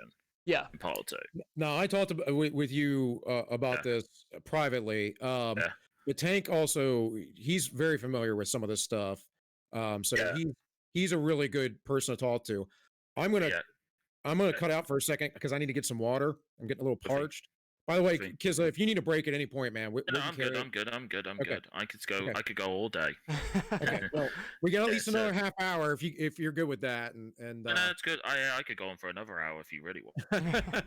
Like I said, I have stuff to go do. Yeah, of course. Beers to drink and fighters to watch. So no worries. Yeah. But you guys carry it on. I'll be right back. No worries. Yeah, thanks. So, the reason I bring this up was sole position I'm in.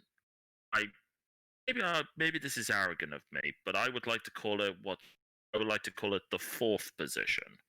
Okay. What I mean by that is you're effectively standing in the position where you see all three positions as fatally flawed, and they should all be basically boarded up. Like, maybe not boarded up is the wrong word, but be boarded up and forced all those three positions to live up to their ideology, to their logical conclusion.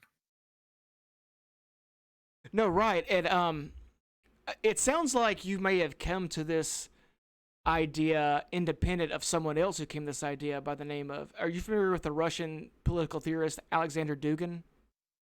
I'm not familiar with him. So he basically says this, his name's Alexander Dugin. It's basically Putin's guy, is what a lot of people say, but he kind of says the same thing differently, that he calls himself a fourth positionist, in that we've seen capitalism, communism, and fascism kind of have its day.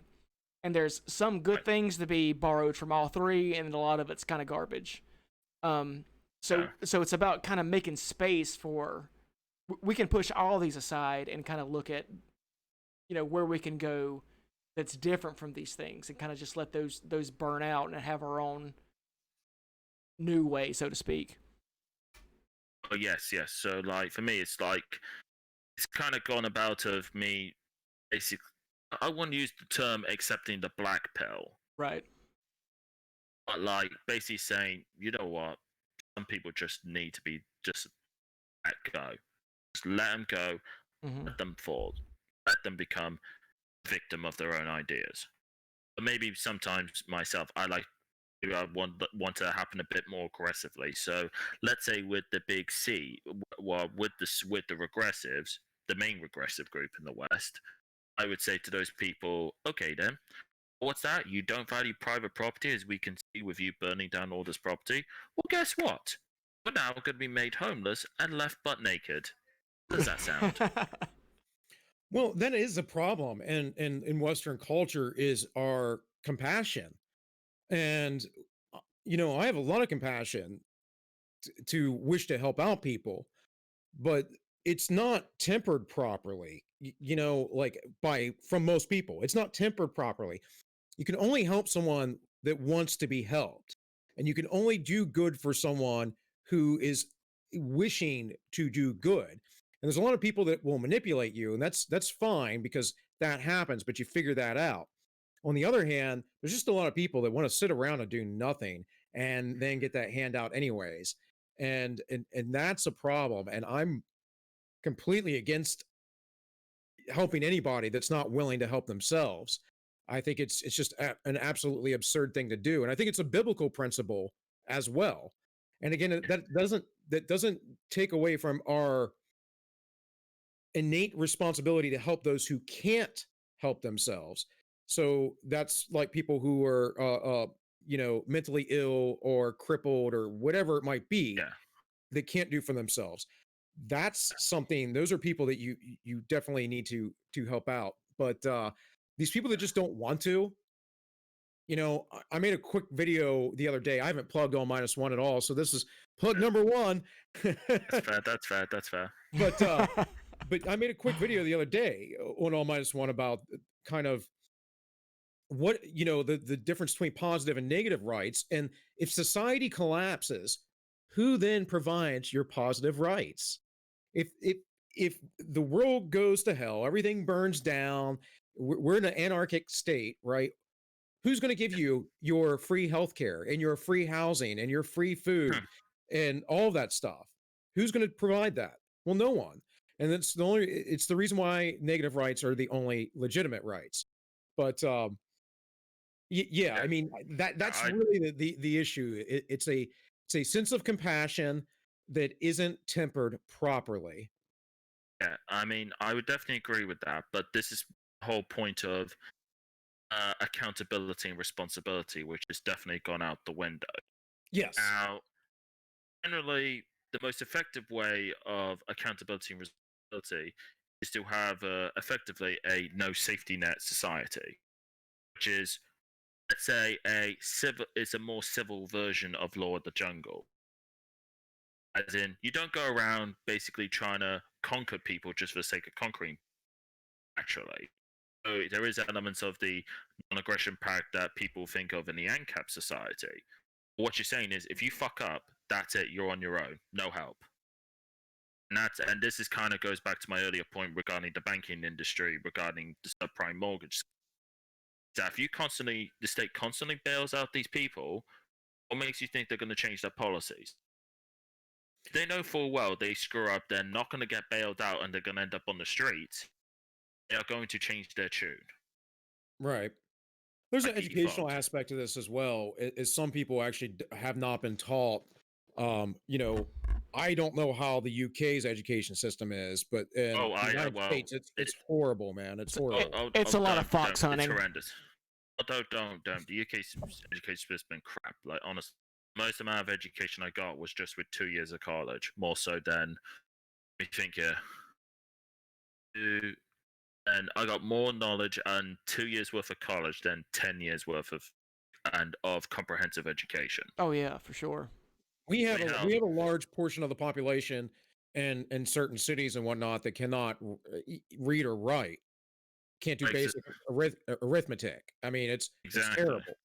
It's terrible. Exactly. In my case, I mean, like I said, I did engineering, and Jesus Christ, they are when it comes to accountability. As we were told very early on, that if we were to go on and go into our fields that we studied, we're going to end up learning. We have to. We were taught this on within the first 2 weeks of starting there. Industrial manslaughter. We were told about that very early on. For anyone who doesn't know what industrial manslaughter is, if a company builds a product and many people die from it, from a failure of the product itself, all the people who built it are going to be straight into courtroom, arrested for industrial manslaughter. This is huge in the aerospace industry and is big in the automotive industry. And even the highest ranking names, doesn't matter who you are, courts will take you to town. That like when it comes to this, the courts are like the IRS when it comes to Al Capone. They don't give a damn who you are. They will take you to a court if you built something and people died in it. And that's how brutal we have to be. And I kind of wish, in a sense, government had the ruthless will to do something like that when it comes to the biggest players. Yeah, I think, like I said, the reality is they are willing to do that to some degree. It just depends on what is seemingly politically expedient. So who can they manipulate to get on their side?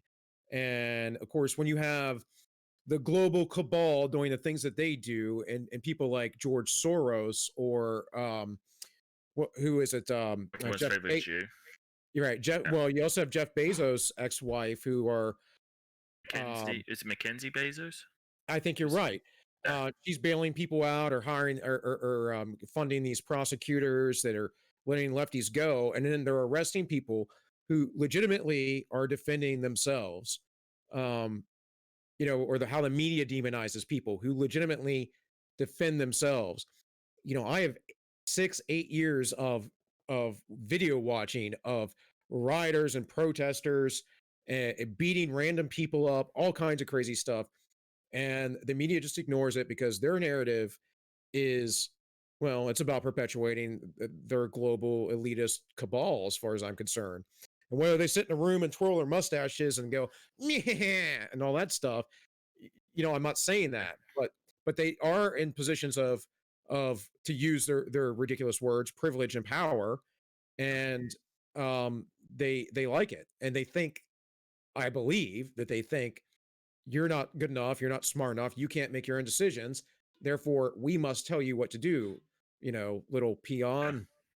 So yeah, despite being the same people who are consistently mentally ill and can't do anything themselves. Right. Yeah, well, to be fair, like me, I'm not saying if I were to be ruling the United Kingdom, I wouldn't say I would be the most libertarian in terms of my actions. I would be the most son of a bastard you've ever met in your life. I'm doing it for the right reasons. There's a difference. And also, like, this kind of goes back to my final stage. If you manage to get past the 3 stages, you could call this lazy, but this would happen. You'd end up with normalization. Right. Or should I say the new normalization? Oh, don't say the new normal. I know that's a very dangerous. Technically speaking, if you were to follow these 3 plans I were to say for the entire West, it would effectively create a new normal. But you could say a better normal. Well, this kind of goes. Sorry, this kind of goes back to what we were talking about earlier with the concept of, American conservatism doesn't make any sense because, one, it's not that America's not that old, 240, yeah. 244 years. What is it they say that an American thinks 100 years is a long time and an Englishman thinks that 100 miles is a long way? Yeah, something like that. Yeah. We're not that old, so there's not really much to conserve. Now, I believe that we can look to people who are obviously not American, people from the past who had things to say about the importance of conserving things. And I think me and Bill would probably agree with a lot of these guys. whoever your favorite is. But Cicero. yeah, He's a whatever. pretty good Yeah, one. I mean, yeah, Confucius, whatever. However far back Yeah. you want to go. But we, I feel like, kind of what you're agreeing with what you're saying. To get back on point. Yeah, I mean, Conservatives today are not conservative in anything. We they haven't conserved jack shit. exactly. So we're gonna have to look farther back than Thomas Jefferson or whoever, for us to kind of make it. Yeah, go ahead. I'm sorry to interrupt, but what I would say is, in terms of the US's context, you would have to, almost in a way, effectively resurrect the founding fathers, but to be even more aggressive and rude than they were initially. I would almost, then, I like- would almost argue that that's not going to be enough. No, but when I say more ruthless and aggressive, I'm talking they don't give a damn who you are. They will make an example out of you. As in, these are the types of people who would go after the mafia when they were causing trouble back in Right. the 40s and 50s. Okay. But the I'm thing talking is going. the founding fathers actually kind of were those type of people. The originators of this nation really were that. Look, man, Yeah. they used to tar and feather people. Like Exactly. that was no joke. They were like, oh, you're gonna do this. The Whiskey Rebellion, the first rebellion that happened in the United States, George Washington rode his horse into Pennsylvania and led the militia to quash this rebellion. They were tarring and feathering tax collectors. We come from a very rugged stock and a very no nonsense, matter of fact people, but largely wish to be in a harmonious society. We can go back to things that, like, look, people demonize the battles between the United States and the American Indians, right? The Native Americans, whatever you want to call them. The Native Americans were quite savage. They did crazy, savage things. It's not like they were all peaceful and all of a sudden the racist white man came in and killed everybody. No, they were attacking and slaughtering. It went back and forth. We, somewhere along the line, I think it was the beginning of the 20th century, just got super pacifistic, super pacified. And I like that Americans were generally anti-war. It took us really, really long time to get into World War One, and we were also reluctant to get into World War Two. But after that, it's just kind of been the norm, Well, yeah, I mean, to be fair, World War One, it's understandable why the United States didn't necessarily want to get involved, because it was mainly. I mean, no. But what I mean is, it's understandable because pretty much it was World War One. It was basically England and Britain and France, mainly England, but Britain and France versus Germany. Okay, yeah, Russia had a little bit of involvement. The United States had to, send some guns, whatever, and so on and so forth. But when World War II kicked off, again, the United States didn't necessarily want to get involved with us because we owed you some money, which is perfectly respectable in retrospective. That makes perfect sense. But it weren't to the fact of how far it was going with, let's say, Japan and the shit what Japan was doing to China and all that stuff. The United States had to get involved because it was the biggest player, effectively.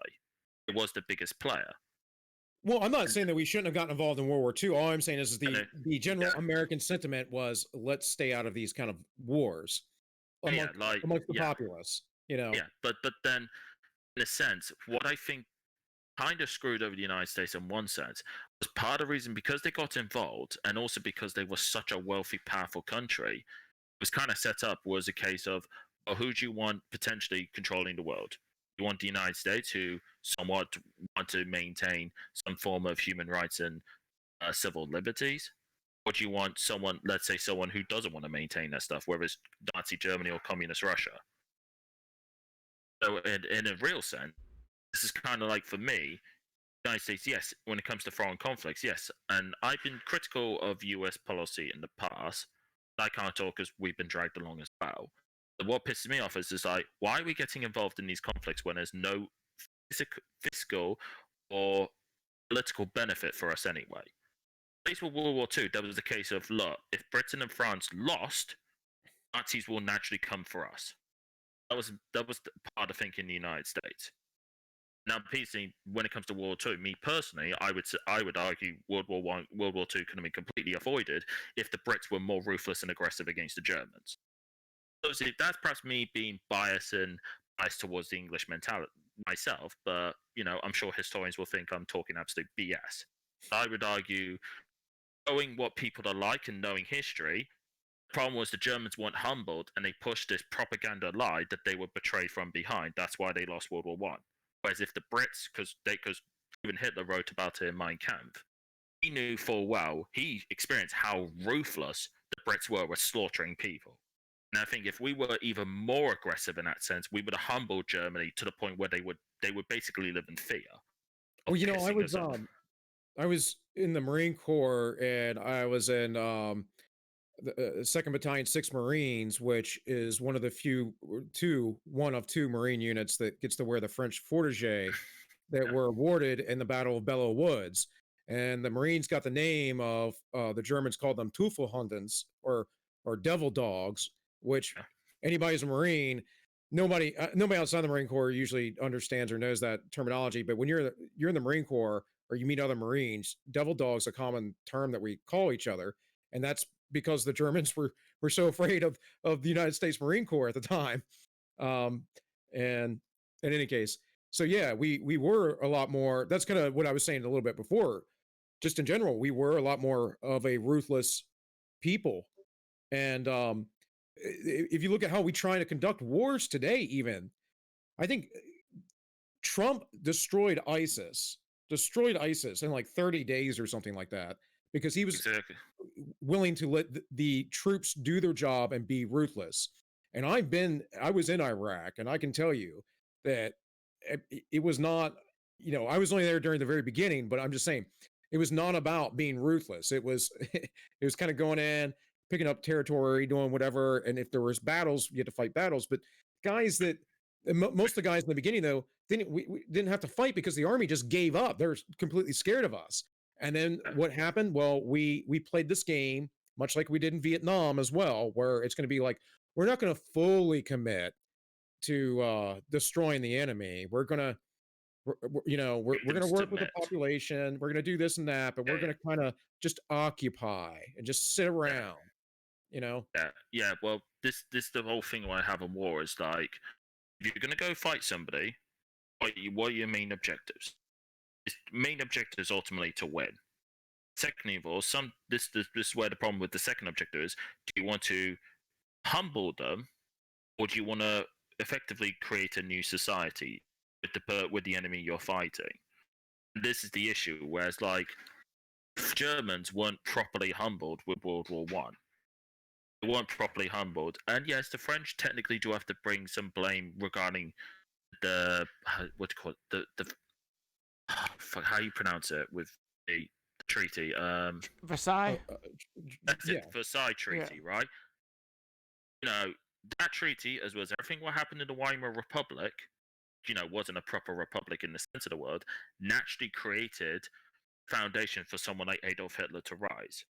As I would argue, if you didn't have that kind of treaty, and instead of having a quote-unquote ceasefire, it was a case of the English said, screw this, and just went all quote-unquote empire colonial style ruthless aggression on them, it would have been like, holy crud, what kind of monster have we unleashed?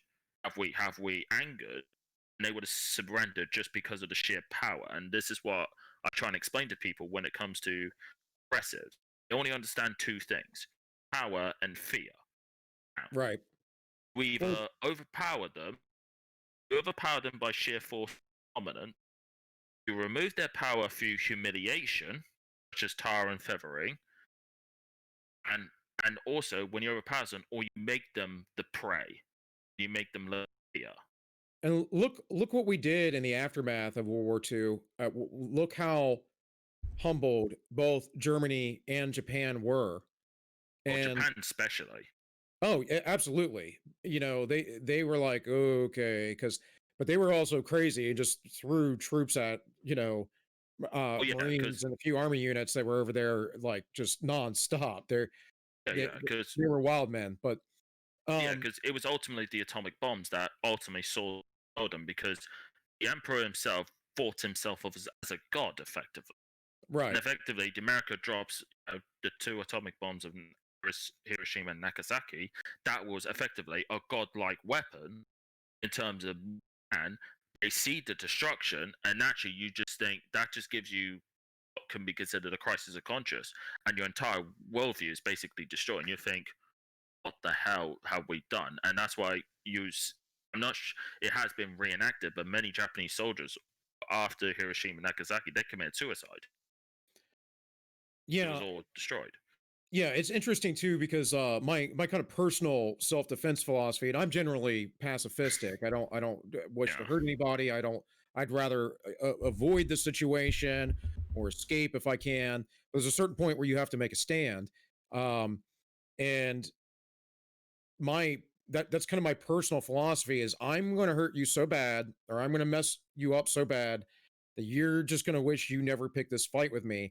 And I'm not a big guy at all. But I've done whatever these tough guy things were in the military. I was in corrections for a long time, private security, all that kind of stuff.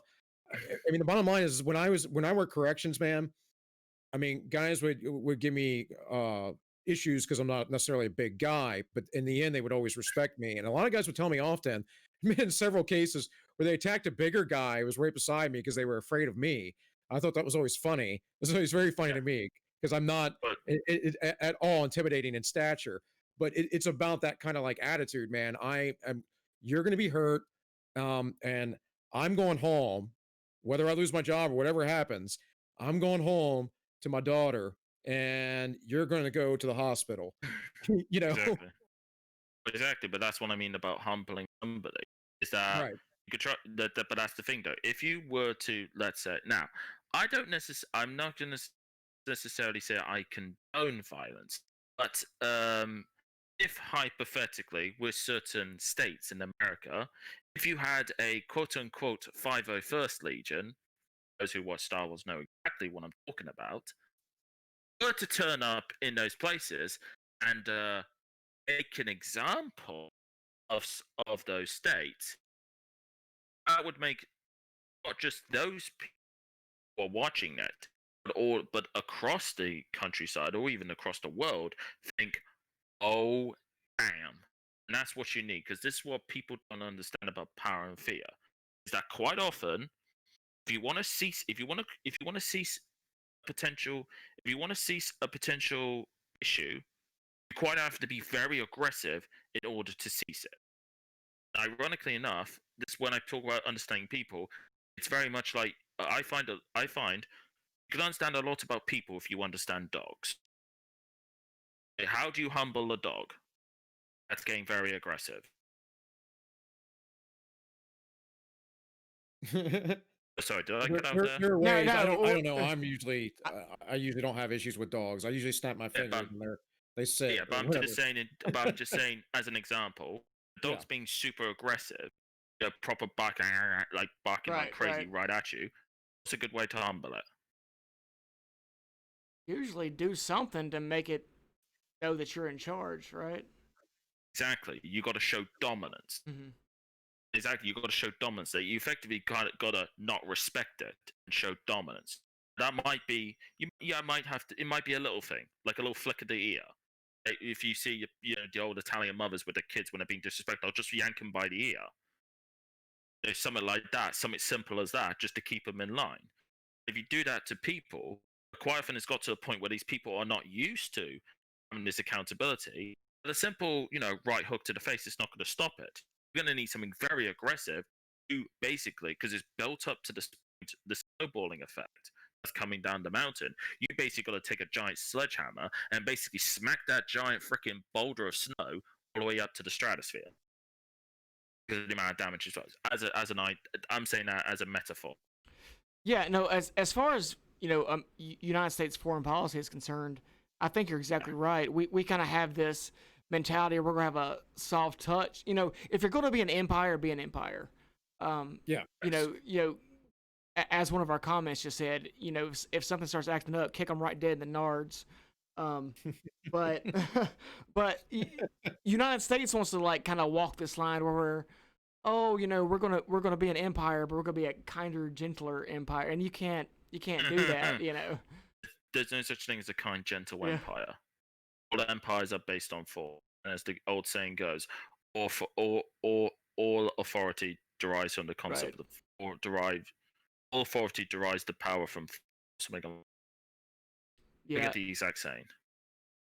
Yeah, but that's just kind of Yeah. this weird duality that the United States has found itself in, is that we're not we don't really know what we're doing anymore. I guess. It's well, as I like jokingly say to my friends across the pond, United States, it's trying to Britain never lost the War of Revolution. All it did was switch sides.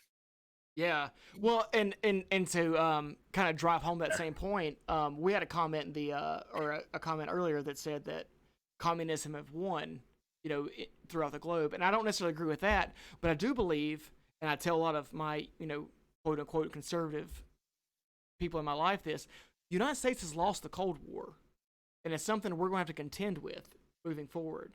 We like to. Oh, they won. Go ahead. I'm sorry. But to interrupt, like they won the war economically speaking, but Right. they didn't win it culturally Yeah. speaking. Right. Yeah. No, Which is the big The difference. ideological war was absolutely lost. The cultural and ideological war was completely lost. It's because we didn't fight for that, though. We didn't yeah. fight for it. We Exactly. just allowed it. We thought when And, we thought when the Soviet Union, dissolved, that we had shown that we had won, but really didn't. They just their ideas migrated to our universities, and here we are now. no, but this is my part. This is why I come up with what I basically thought of this four-stage plan. Is that you have this ideological? I'm basically accepting that. Right, you have these subverters and traitors, and then these traitors in your system. How do you get rid of them? Replace them. This is how I do it, which is why I would say United States is a good place to start, because UK, you got no hope.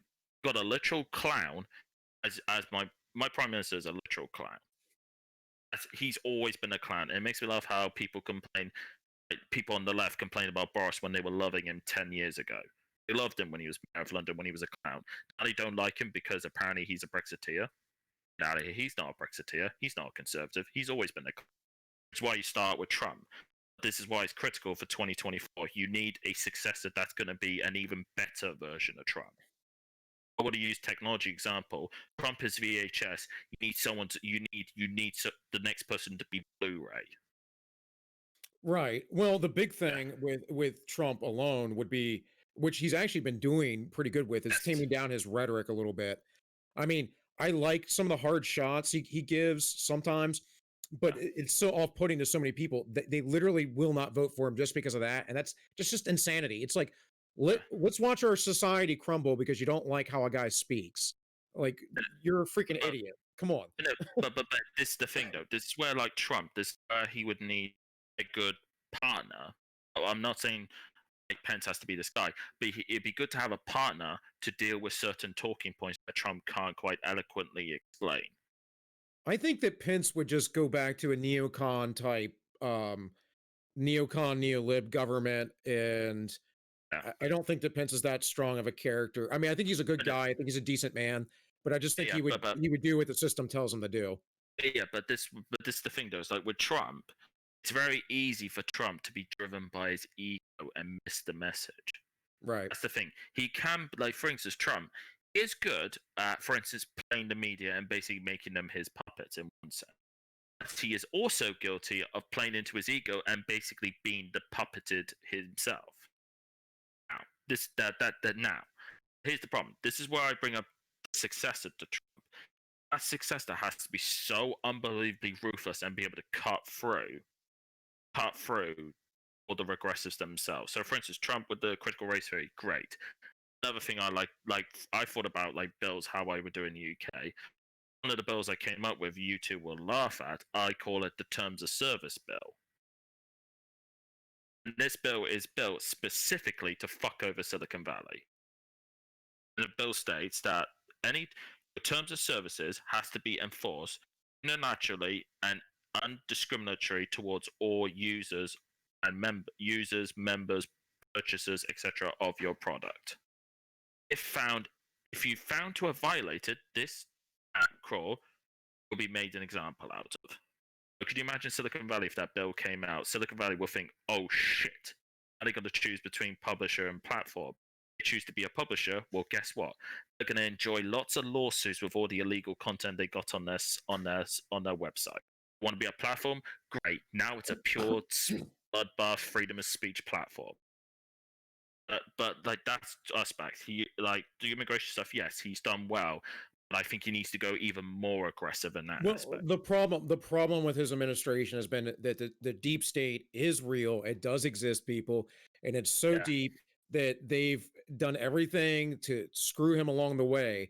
Now that he's gotten a better cabinet, now he's got a better advisors and whatever else.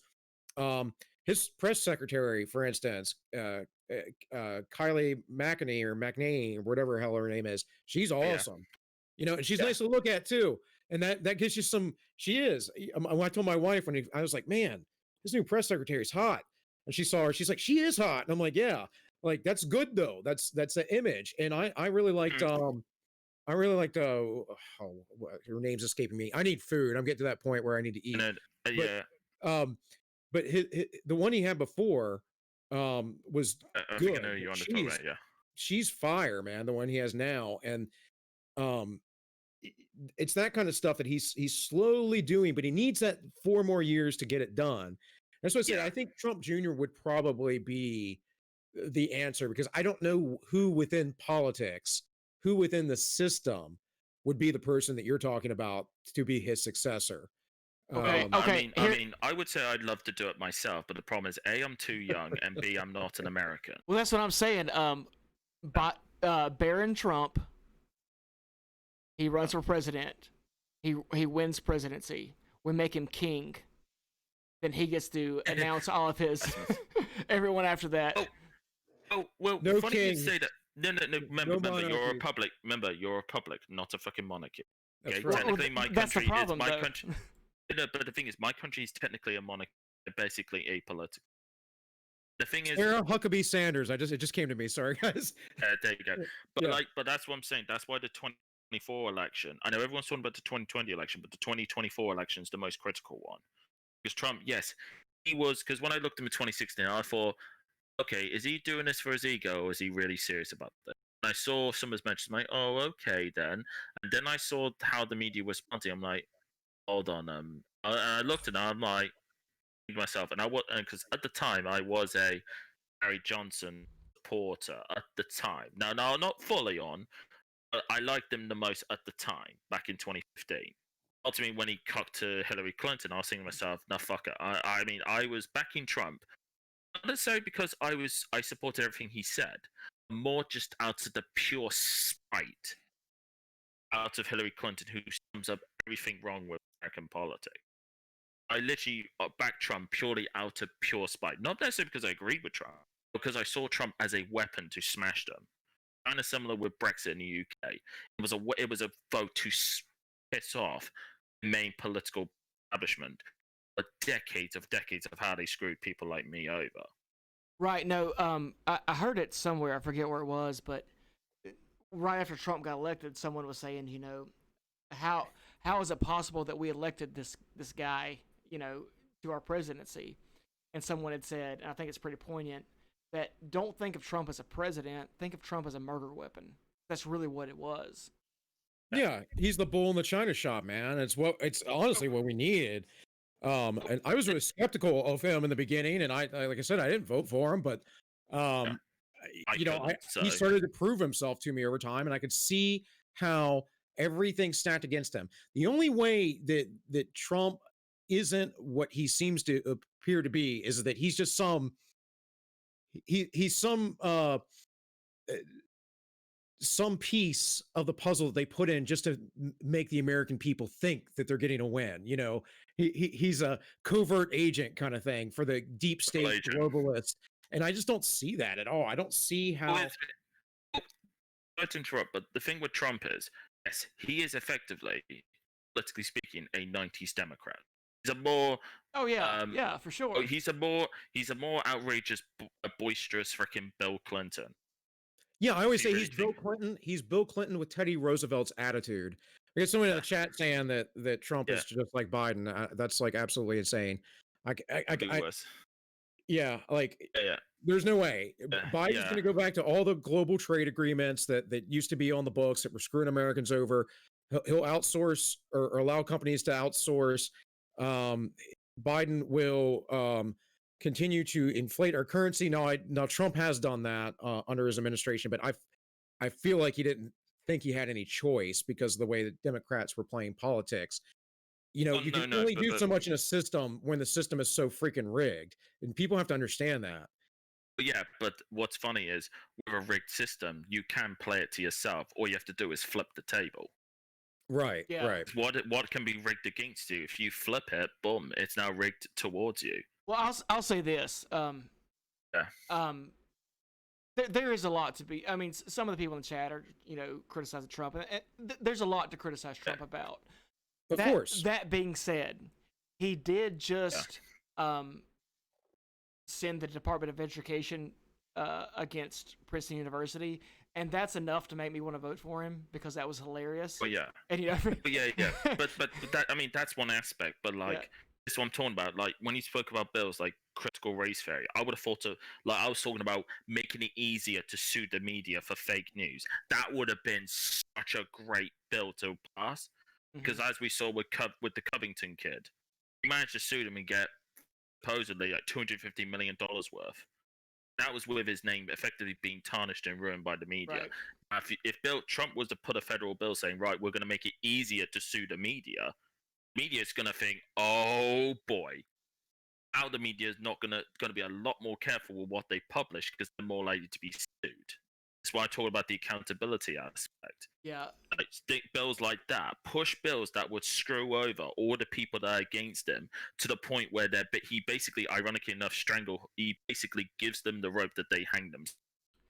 That would be good, and I agree with all that. But the problem with voting for Trump after that is that my pants would be so full of ejaculation that I couldn't make it to the polls. But here's the thing. Here's the thing. That right now we can't be peaceful politics. We're effectively in a game of ideological war. Oh, for sure. Yeah, but this is what I'm saying. Like ultimately, it's different in the United Kingdom because for me, I hate the quote unquote system we have in the United Kingdom. Personally, I would love it if the monarchy, if the Queen had a complete, absolute mental breakdown, flush Parliament completely because she does have the power to do so, and then right, okay, you Kizza, you're now quote unquote Prime Minister of the United Kingdom. She technically can do. I'd be like, oh, no problems, Your Majesty. Is there anything I can't do? It's like, you just go ham. I'll be like, yeah, gladly, my dear, gladly, Your Majesty, and just go ham and cause trouble. Because right now, like, they want, people talk about 2016. Yes, you won a battle. You didn't win the war. The ultimate war, the only thing with war, as Bill would attest to, it's not how many battles you win. It's ultimately if you win the last battle. That ultimately matters. Yeah, and that's true. Like, and that's the problem I have with a lot of conservatives in the United States is that I don't think they really understand where we're at, and because a lot of them, they're not as tuned in as a lot of other people are, like us. Not to put us, in a pedestal above everyone else, but they don't talk about politics on these terms. They're still kind of buying into this, America's going to be here tomorrow. It may not. The United States might be gone in the next 50 or 70 years. As Mencius Moldbug says, every regime in the history of the world said it was going to last forever, and none of them have. So, you only last. Yeah. You only last as long as you must. Right. Yeah. Well, I'm talking trash in the chat, but it's fine. It's fine. Look, guys, you can hate Trump. You can do whatever. If you think that Trump is anything like Biden or anything like that, that's just, you got to be willfully blind, guys. Like, you could say he golfed with Epstein or did whatever else. He has been prosecuting pedophiles. He's been doing so much different. So if you look into the policies that are being done, it is a far better administration. And as far as the lesser two evil arguments, we're not talking about Mitt Romney and Obama. We're not talking about McCain and Obama. We're not talking about Bush and what's his nuts back in the day, Al Gore, and who was after that, John Kerry. That's the lesser two evil. Trump is a different beast. And sorry, man, you don't have to like. I don't like everything he does. It took me until about last year to decide, to last fall, I think, before I decided I was probably going to vote for him, unless he screwed something up really, really big. Well, But like if you like before this whole COVID come out, right? Unless I'm mistaken, he had lowest unemployment in something like 40 odd years, right? Lowest unemployment like 40, 50 years before yeah, COVID. yeah, Lowest yeah. unemployment. That's a great thing to celebrate. Like highest wage growth since recession. How's that not to for the lower classes? How's that not a good thing to be proud of? No, Well, how's look like what not Bill get Barr's doing with the DOJ, man, and like weeding out this corruption and I don't know if anything will actually happen from it, but at least it'll be on record. It'll be out there. Hey, yeah, you but know, like but this is the thing why I try and explain to people, right? The main things that governments want is to always end up the country in a better situation than when they took over. Because quite often there's too much finger pointing. Like, yeah, but the previous issue is what could I do? It's like, well, guess what, bitch? You sometimes got to suck it up and can't keep blaming previous candidacies. Guess what? I could go and say, constantly blame boomers and the silent generation for how fucked I am as a quote unquote late millennial. I ain't gonna do that. I ain't gonna do that because that's childish. It's frankly pathetic. At this point, this is like goes to my point when I keep hearing the cuck services, they should be called. They keep talking about what Labour did. It's like, yeah, well, guess what? All you've done is continue off where they left off. Haven't actually right, gone right. Well, different. it's like this dark. Okay, so we're sitting here talking about things that, and we asked you to be on here, Kizza, Yeah. obviously, and to talk about your ideas.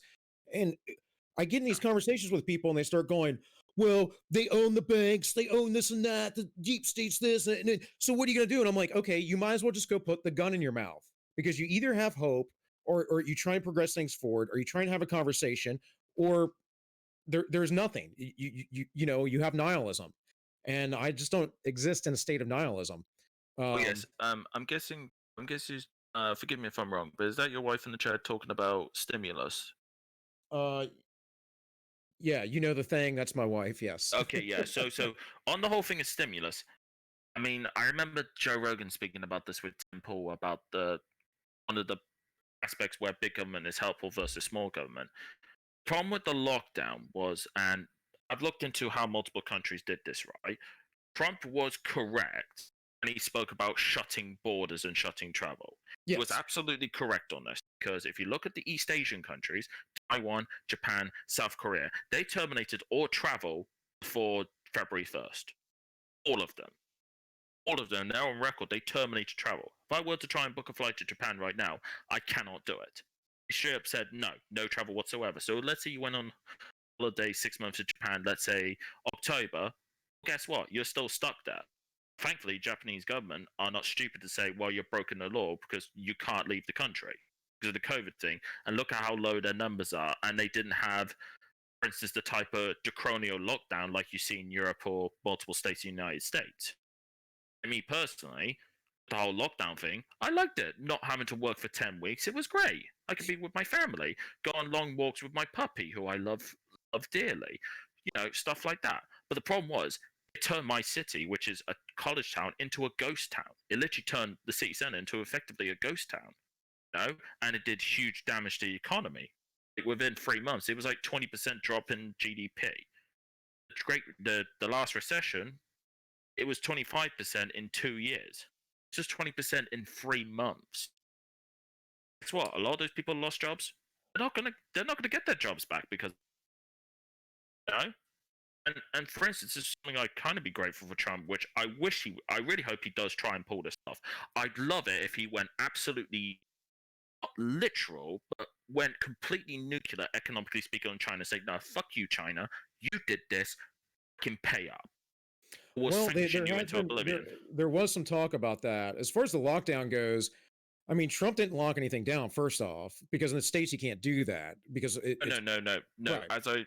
I understand he technically cannot, legally speaking, shut down the country. As like, for instance, with Boris, he could technically do that. Right, right. Yeah. What Makes all sense. I'm saying though is here there were guidelines given, and the states determined what they should do or shouldn't do.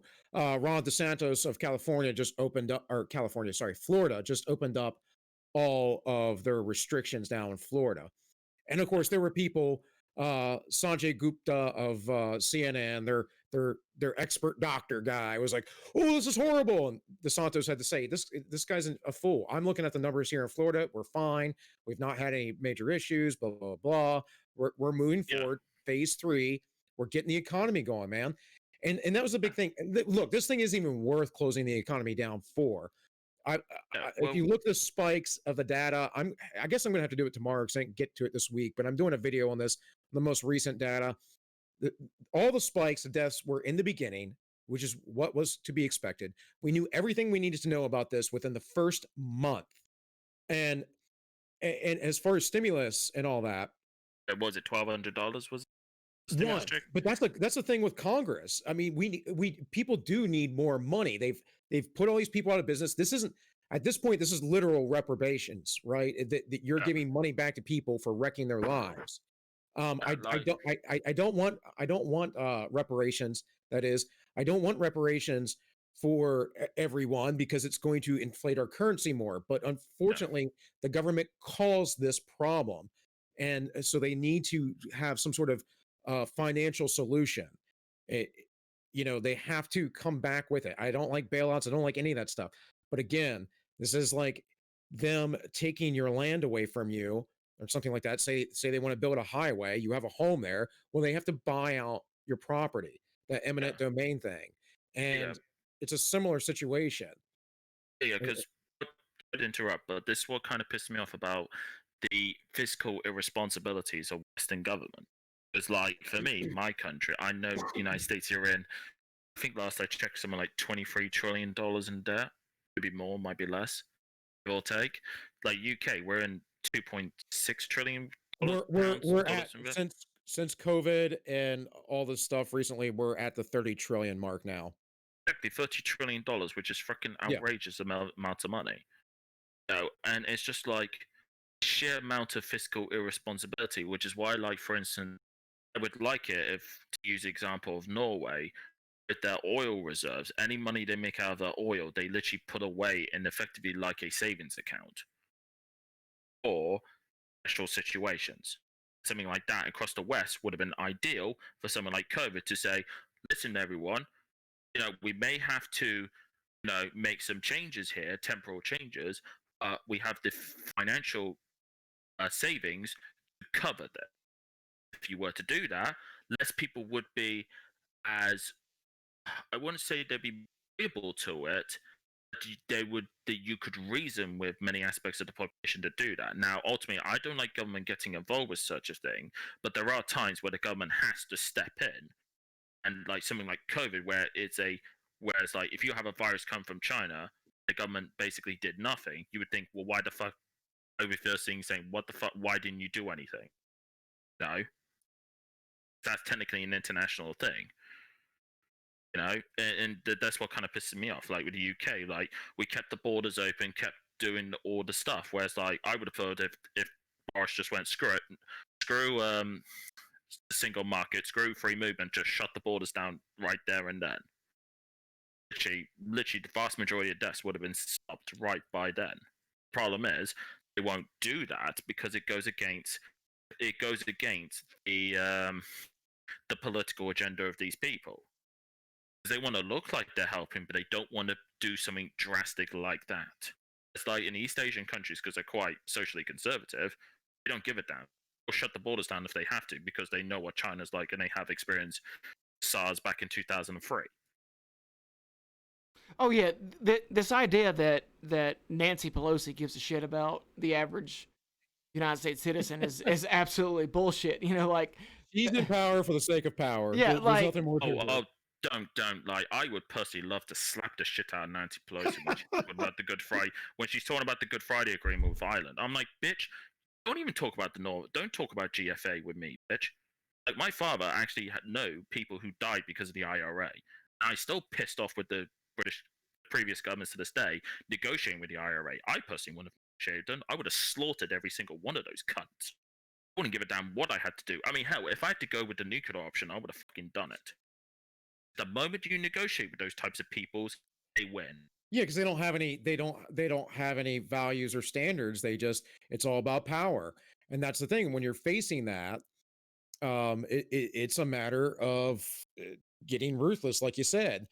But Kizza, I mean, if you and Tank want to keep talking, I don't know. You want to keep the stream up on your own? That's fine.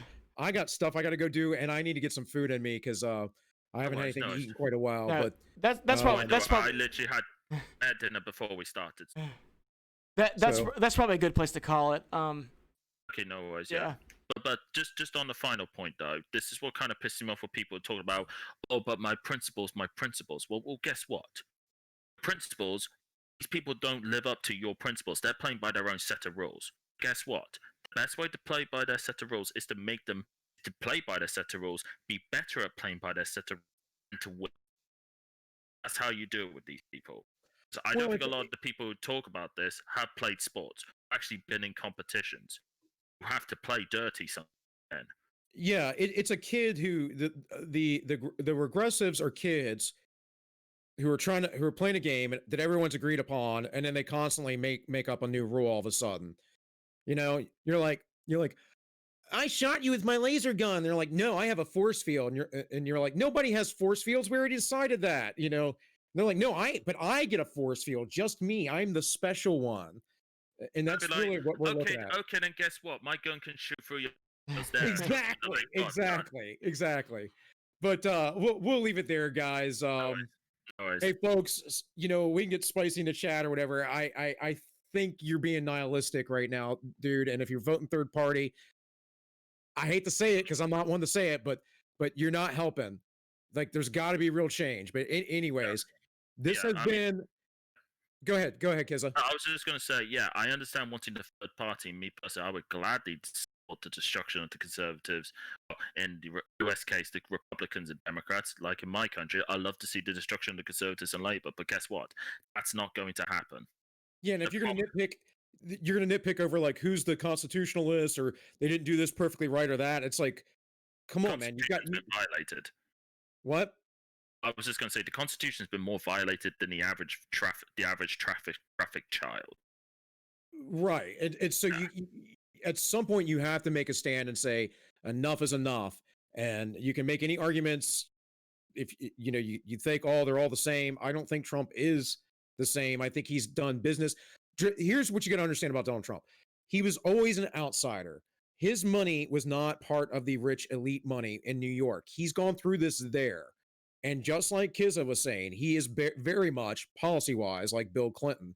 Bill Clinton was not the worst president. He had issues. He had problems. He was definitely a slimy guy.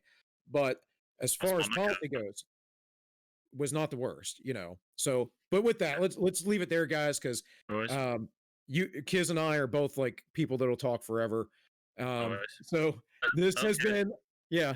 I was just going to say, if anyone in the chat, if they want to see me come back for round 2, gladly post in the comments, say yes or no. Yeah, and before I close out, actually, do you have anything to plug, man? Do you have anything to plug? To me, not much. Like, I mean, technically I do have a channel, but it's not really a channel. It's basically a YouTube account so I could comment and subscribe. But basically, ultimately, like I said, I'm co-host of is a corner club. So if you're on YouTube, subscribe to Years the Eunuch. She's a YouTuber, but we're trying to climb. She's trying to climb. And obviously, of course, subscribe to All Minus One for Tank and Bill here. Well, All Minus One's my channel. So yes. And then this is separate. So, but there is a YouTube's replay channel. The ends justify the memes. So yes, of course. Appreciate that. Yeah. Of course. But also, like I said, I'm wanting to do a round 2 if there's any details that the audience or the host themselves want me to go into more details about or more explanations whatsoever. I'm gladly up for it. Or how better yet, if the host want to hear me how I would run my island, maybe that could be a talking point for episode 2. Yeah, that'd be great. We can do that. Yeah. We'll figure it out, man. Always, yep. All right, guys. So now finally, as the memes flow, I'll do the outro, and that is hey, this is the ends justify the memes. And remember, the ends always justify those memes. Tank, hit it. I'm talking about all the way to the top, yeah. Unjustifiably in a position that I'd rather not be in, but the